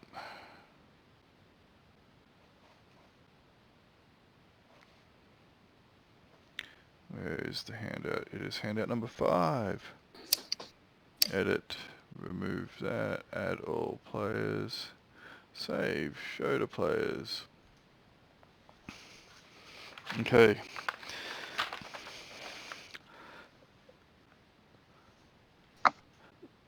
It is a stone arch with haphazardly placed blocks with a misty veil across the archway that you cannot see through. It shifts with it shifts and moves as though there is a slight wind pushing the vapors. As you get close, those 3 stones start to glow. Where is it? They glow yellow, blue, and orange. I'll move that to the side because you can see the other thing at the same time. And that is handout 6.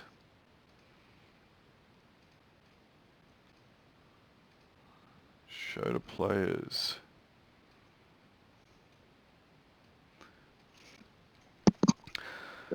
Blowjob demon. You're welcome to, I suppose. So this is a green devil face, a large, evil-appearing devil face set in mosaic at the corridor's end. The face has a huge, round opening for a mouth that seems to be black inside. That's what you see. It is a very large mosaic, a very large piece on the wall. It's probably like maybe 8 to 10 feet from top of the forehead to the bottom of the beard, and the gap in the mouth is probably about 4 feet wide. I cast Detect Magic. Okay, it detects magic. Indeed. 60 foot, so I'll move up a little bit. So it is magical. Actually, what were you casting Detect Magic? And you were looking at both, were you? They both glow magic. Yeah, within 60 foot. Anything within 60 foot. Yep, sure. For 2 turns. There's magic there. Both of them are magical. Mm-hmm. All right. Both this demon head and this arch are both magical. It doesn't say anything about what you detect. It's not like later versions. Nope. Because Schools of Magic didn't come in till 2nd edition. That's a good point. None of them have schools on them. Yeah. Okay.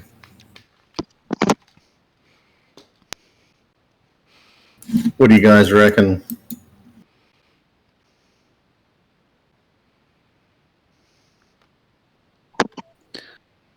So which one's the arch and which one's the... The arch is the one in the wall to the east, and the devil Yep. face is to the south.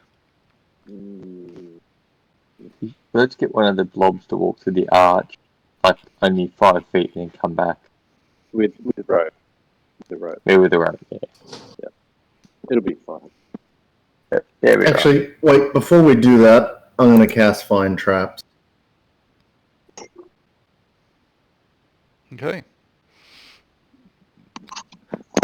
So, does Find Traps have...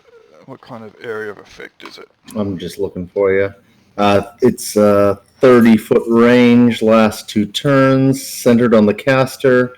When a trapped object or area comes within range, it glows with a bright blue magical light. Okay. Both magical and mechanical traps are detected. This spell grants no knowledge about the nature of the trap or how to deactivate it. Yeah, that would be awesome in latter editions.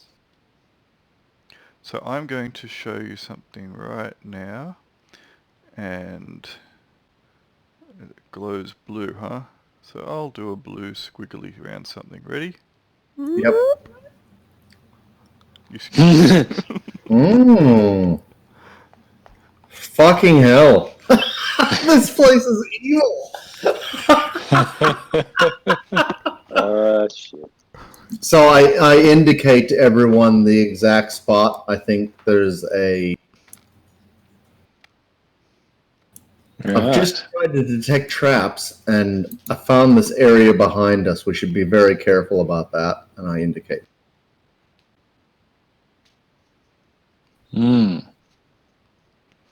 But nothing on the door or this face.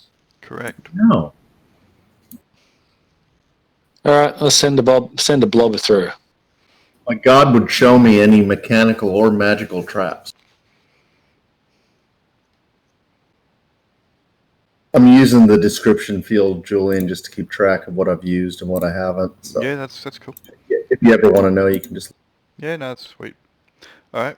So which blob is going through where? We've only got one left. The What do gateway? you do?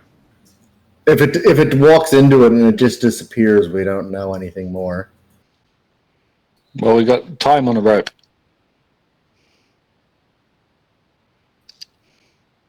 That might help. All right. All right, I tie my silk rope around him, and I direct him to step through the... Okay. He steps through the portal. The opening. Let me put myself back on the token level with the select, and he steps through. You see your cleric get dragged by the rope he's holding through a portal.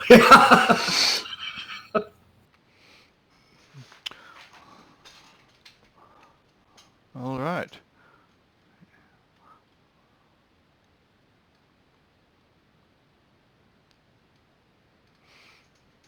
The rope goes slack. Interesting. I pulled back on it. The rope is empty. So I just lost part of my... You lost what, sorry? You lost part of your speech, actually. Part of my rope? No. Okay. Maybe we shouldn't try that way. You lost a bob. Tomorrow I'll memorize more animate deads just to replenish the stuff. Well, maybe it's okay to walk through that portal. Maybe it's not. It didn't damage my rope. We just no longer have blob. Also, these glowing stones. What colour did you say they were? There is yellow, orange, and blue. Have we seen those colours anywhere along the corridor? The frescoes and the images have all colours pretty much. This is a pretty colourful place. But we haven't seen anything depicting this sort of like a portal like this, have we? No, you have not.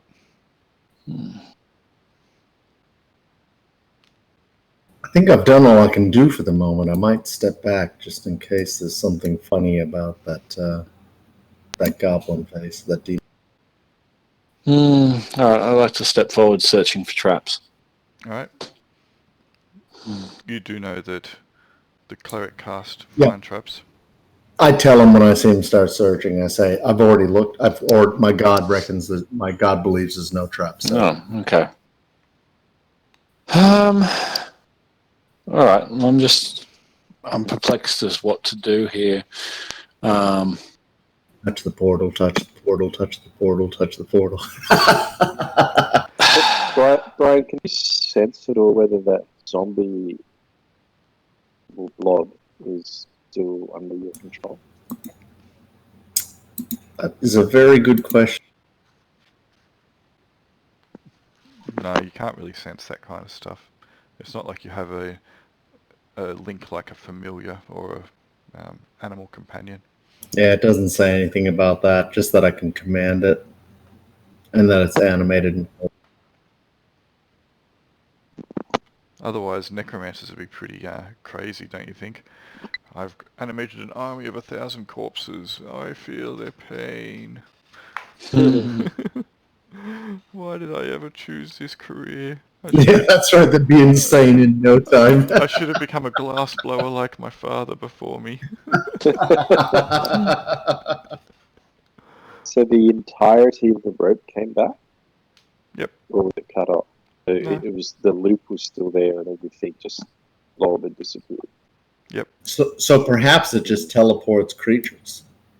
It might still be alive. Yeah, that would be awesome. Can anyone dispel magic? Yes, I can. Yes. Should we try and dispel the Do we want to dispel Archway. magic? Because this might or take so long to dispel go. the archway? Yeah, maybe. Okay, so just so you know, the one on the left, down the bottom, is yellow. Mm. The one on the right, at the bottom, is orange. And the keystone is blue. So obviously that's important in some way. Well, I just wanted to make sure, because they're the three different colours, and you asked about them. I wanted to give you the order that they were in. So around the deep head, there's like no sign of like an edge or anything like that. So it's not like planted in the middle of a door or something. No. Did we see anything on the walls or the ceiling as you walk down that have those colours? Yeah, that's what Andy asked, and no, you see plenty of those colours. There's plenty of orange, there's plenty of yellow, and there's plenty of blue, because these frescoes and these paintings and illustrations are full of colour. There's bright colours everywhere. Seeing anything that you think stood out in some kind of significant way, no. I cast Detect Evil. Okay. The face glows. So I believe that demon face is evil, but I'm not getting anything like that from the portal or whatever, the archway. Right.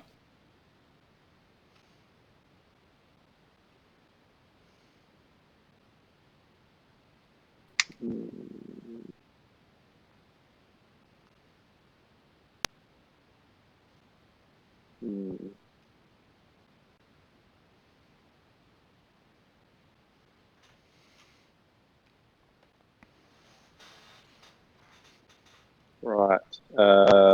Should we examine the face a bit more? Let's have a look, see.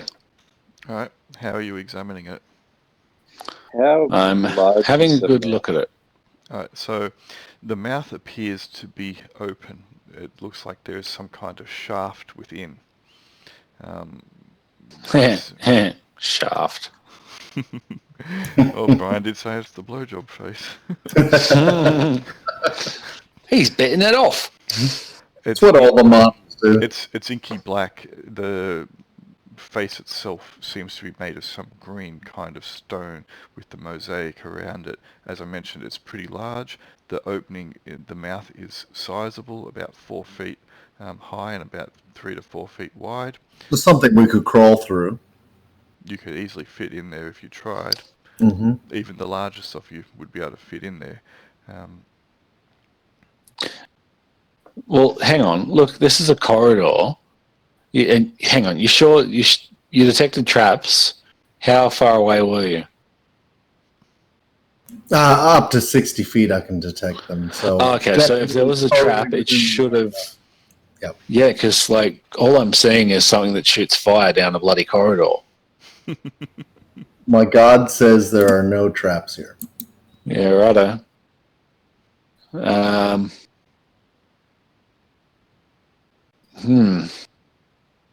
But I kinda wanna I say- myself am not skilled in trap detection, so I can tell you. No, your magic sounds sound. I've already failed at finding three traps along here, and I'm pretty good at it, apparently. Oh, well, I'll check the traps too then. All right, where are you going to look for traps? The face. All right, you can move on up to the face. I want to throw Bob in there.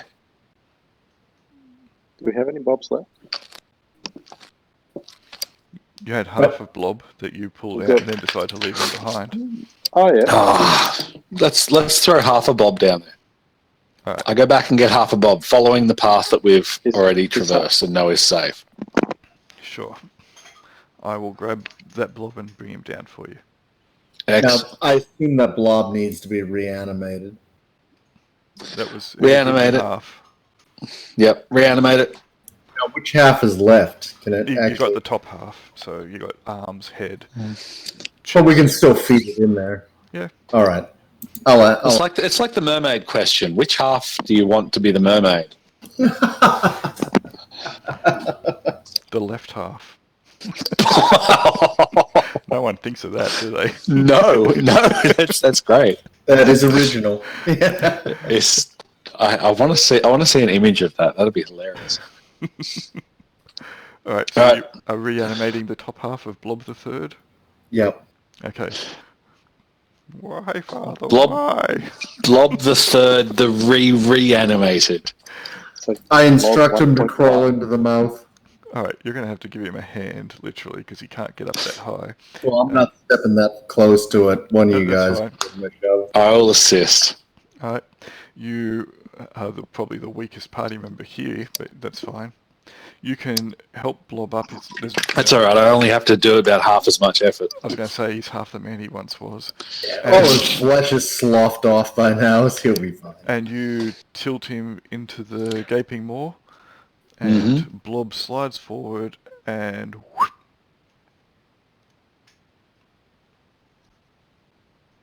He's gone? He's gone. He slides down, in, and the inky blackness swallows him up. If we're going... Do you have the rope around him? No. We didn't say that, no. Oh, God. All right, let's go pull up another Blob. Let's go pull up Blob 2. I don't have any more animates unless we rest. Can we check the torch down there? If we do rest, though, next time I'm memorizing a divination and I can ask my god about some things, or a couple divinations. That sounds good. We could tie rope to the end of a torch or something and drop it down. Let's do that. Okay. Let's see how far down this goes. All right. You attach the torch to the rope. Who's holding onto the rope? The dwarf, he's stronger. Okay. See if you catch anything. Go fishing. Alrighty. You slide the torch in, drop it in, and Slide it on in. after only a foot or so, the light goes out. Did it hit water or Nope.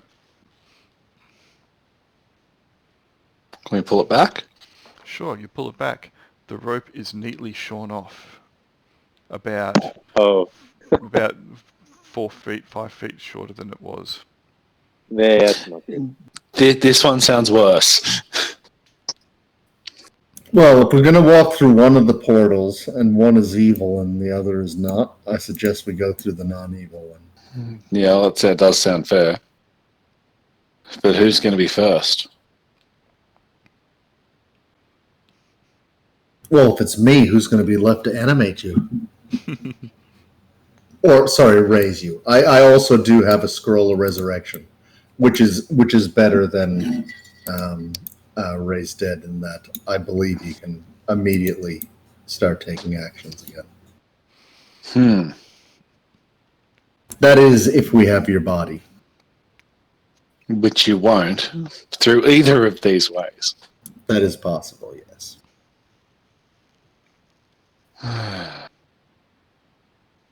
Can we see any other way out of here? Or like, is there anything over here? Where's over here? Okay, you have a look over there. Excuse me. You can go up, you can investigate the wall. Sure. You're looking for a secret door, are you? Well, just there's two entrances. Yes. Like Yes, neither. Yes. Okay. Yeah, there's just two ways out. That neither of them seem overly safe. All right. You start having a look at the wall, spending a bit of time. The torch that Colonel Fingerlinger has started to splutter. It will not be lasting much longer. The wall appears, quite decorative, but otherwise, there's nothing there. All right. Well, someone's going to have to walk through this portal. If we rest, I can ask my god about whether it would be a positive or negative thing to do that. Do we want to rest and do that?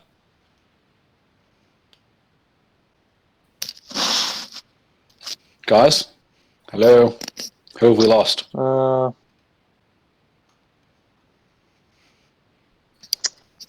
Yeah, I think we have to rest anyway, don't we? So, do you have any more spells left?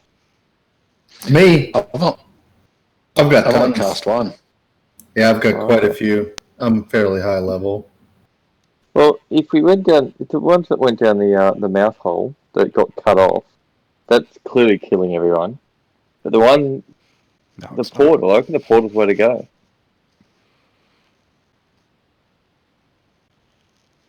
I don't know. It obviously took you into another dimension, and that's clearly where we need to go. Yeah, but should we rest and get... fuck it, let's just go through the portal. Let's go through the portal. Try vote. Here's that TPK we were talking about. Everyone blindly steps through. Dead. Okay, is there anyone who is not going to walk into the mists and the vapor? I've just checked. I haven't heard from Mitchell in a bit. Is he asleep? Could be. Perhaps. It's 25 to 1 in the morning. True. How about we leave it there? You guys can think about it and wake up the elf next time. That does sound like a good plan. Just part of the thinking. If we rest, I can cast Augury, in which I can ask my god if we do a certain action, will that be positive or negative? Oh, he sent a message. Nope, can't hear you. And if he says that if I memorize two, we can ask the same question about both of them, and then decide which one we want to step through.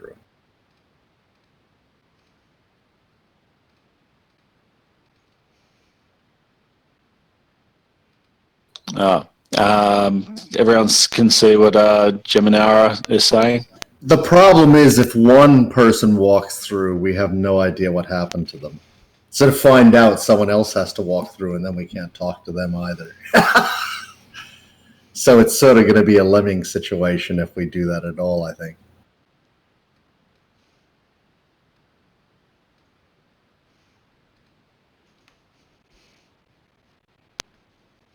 That could be possible. Yep.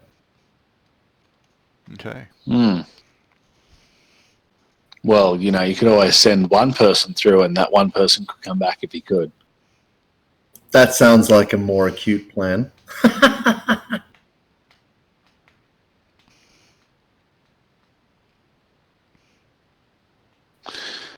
Shall we leave it there, or are we going to go through the portal? It all depends. Do you want to leave it on a cliffhanger?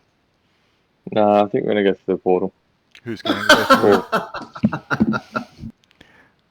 Who's stepping through? Mitch, if you say no, then you don't have to step through. No, didn't hear from me. No. I said say, not type.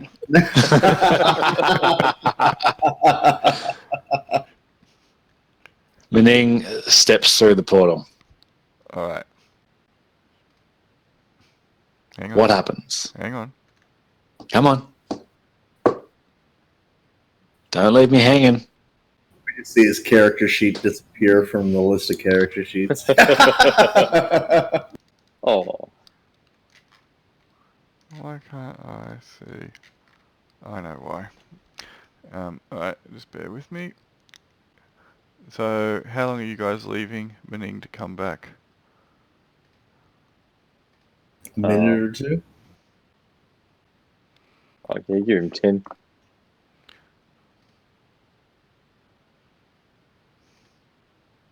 DM sends him a private message. You're fighting for your life. No one else appears to be coming through. I am about to send him a private message. I just realised I have to... Saying, please choose from among the remaining characters. You have 16 options. Yeah.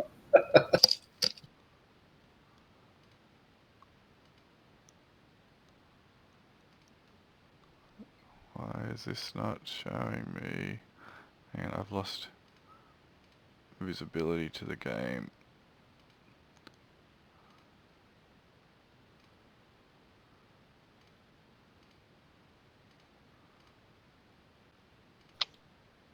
Try saying something, Mitch.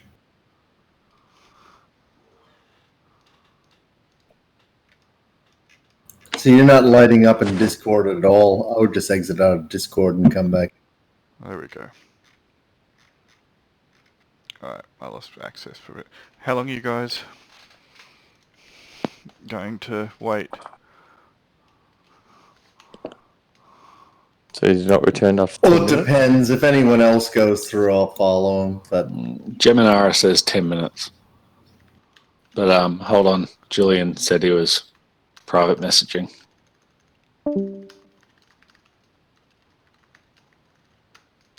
Can you see where you are? Yeah. I didn't want to give anything away. Yeah, you're So- like in the graveyard. Well, I mean, sorry.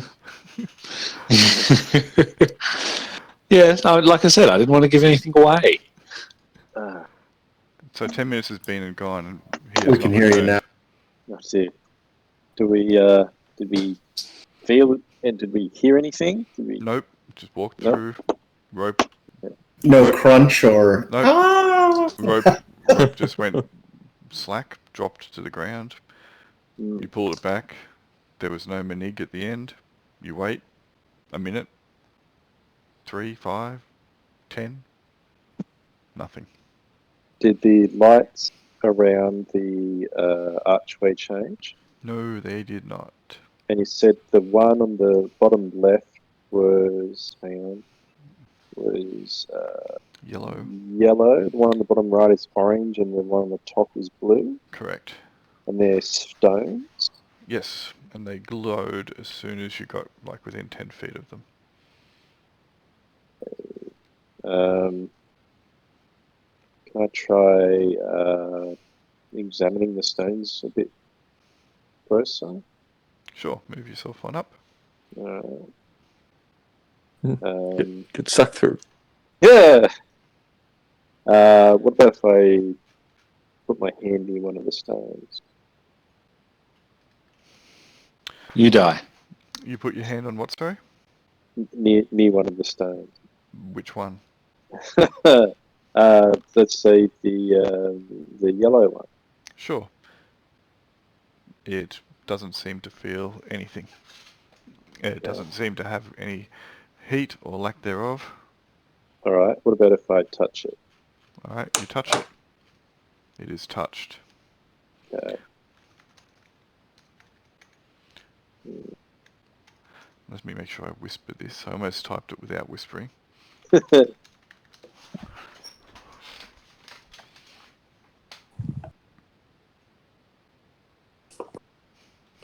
statement he almost didn't whisper. You're dead now. Won't it be funny if everyone else steps through? Yeah,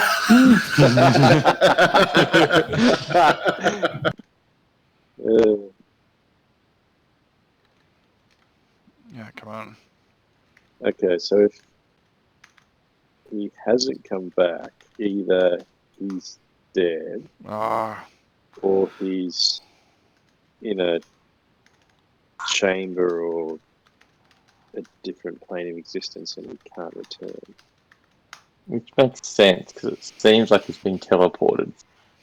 Sure. But I mean... We appear to have no other path, and this is the non-evil one. True. Both of the corridors are dead ends now, and this one is also a dead end with an evil seeming portal and a neutral or good one. I'm gonna push past and go through. alright, With just my bear thought. with me. I just need to make sure that the new character has been selected.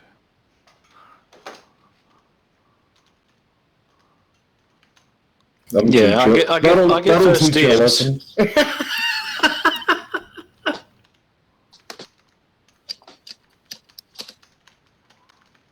Right, let's make sure Andy's chosen his character before Craig has to choose his.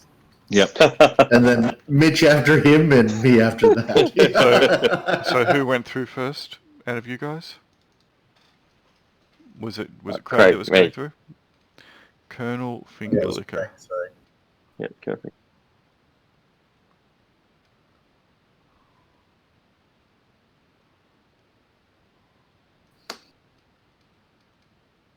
He has a habit of doing that. What's going on? There we go.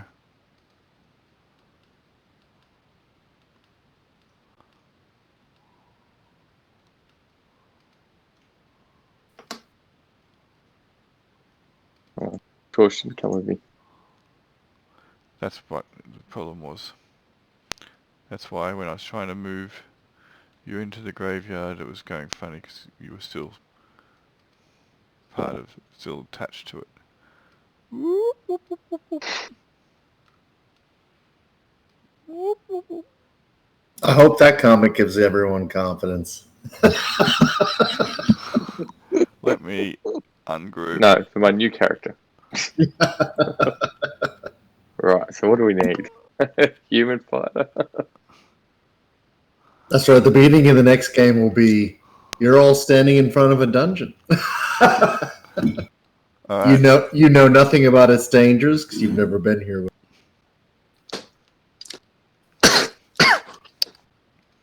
Okay. Are the rest of you moving through? Or not? Are we meant to have all been friends? No.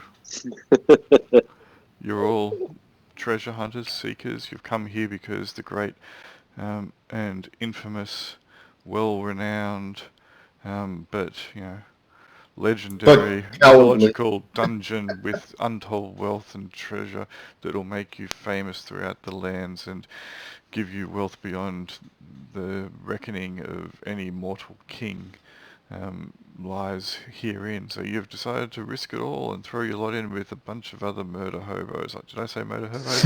I meant uncaring, unfeeling, unempathetic necromancers and weirdos. That's much better. I say it's our only path. One in, all in, and I walk. Are you walking in? Yep. All right. What are you doing, Jim? You're leaving him to rot and jumping into the mouth, the only logical place. Well, the only logical place I think is returning back to the inn, getting some more retainers. It would be very sensible. Get a spell so you can mentally communicate with them over planes. Yeah, I feel like I don't know whether there's like a message spell or something that would be good. Don't worry, if it's a TPK, I'll come back as a mage or something, and hopefully I have a spell like that. Did you find where I put you, Brian?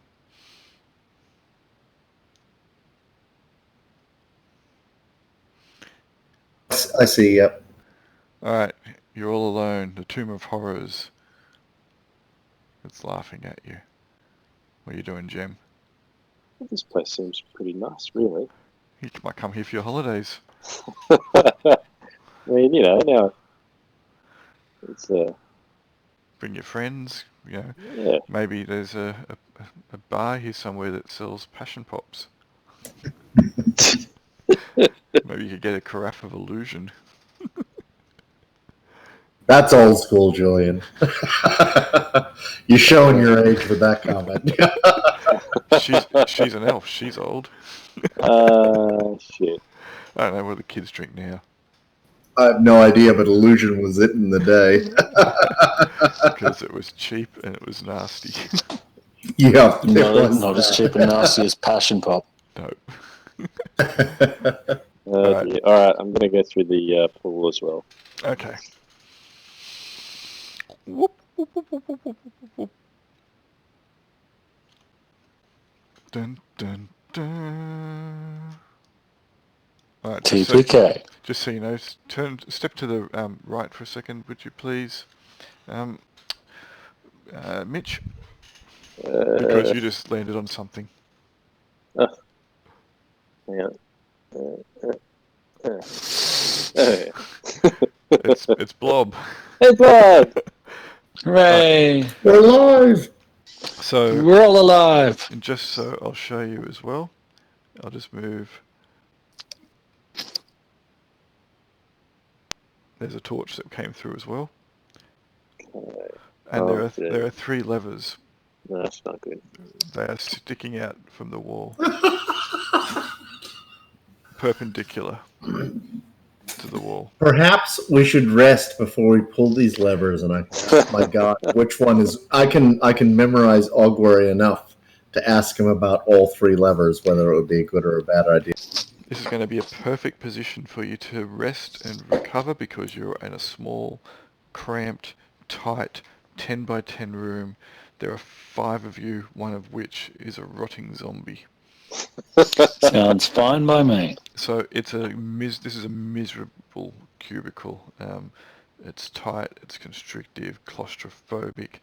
The iron levers are about 1 foot long each. They jut out horizontally, perpendicular from the wall.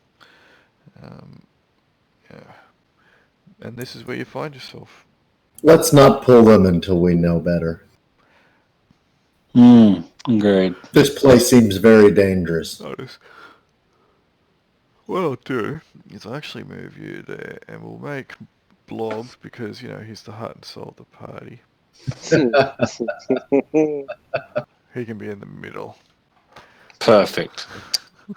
We all love being next to rotting flesh as we sleep. And we can leave it there. Sounds perfect. Extremely brutal, Julian. Thanks. You didn't lose a single character. You We're did still well. alive. We're in possibly some horrible little death trap, but we're still alive. I could see why you're like, yeah, take as many retainers or whatever the fuck you want. They ain't gonna last for shit. Yeah, that's right. Look, the good thing is that, you know, you could have died many times so far tonight, and you didn't die once. So I was, you know, Winning. I was proud. It's a win, yeah. Winning, yeah. Yep. Session 1, winning. Charlie shouldn't be proud. Mm-hmm. I love after he lost his job on the highest paid sort of TV show ever. He was like, "I'm winning," and it's like you just lost the highest paid job in humanity. You know, how is that? Winning is all relative, but you guys are winning. No deaths. Huzzah. Yeah, that's a win. That is a win. Definitely. And look at it. You're all on max hit points, so you're kicking backside. Well, after we made the decision we're just stepping through no matter what, it was either going to be winning or TPK. Anything's in halves. Anyway, Mm-hmm. we shall call it there. That was a good session. Yeah, that was It was fun. good Thank fun. you. Yeah. We went balls Stressful, deep in, but fun. balls deep in. And we definitely got hammered by it. Yeah, only scratching the surface.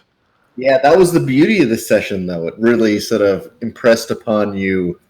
It Be set the fucking mood. careful. Yeah, that's right. Definitely set the mood. Cool. All right. Well, thanks for that, and we shall do it again in a fortnight. Yeah, thank you, Sounds boys. fun. Fun. Thanks, All right. Julian. Catch you guys. No, Catch you later. Good night.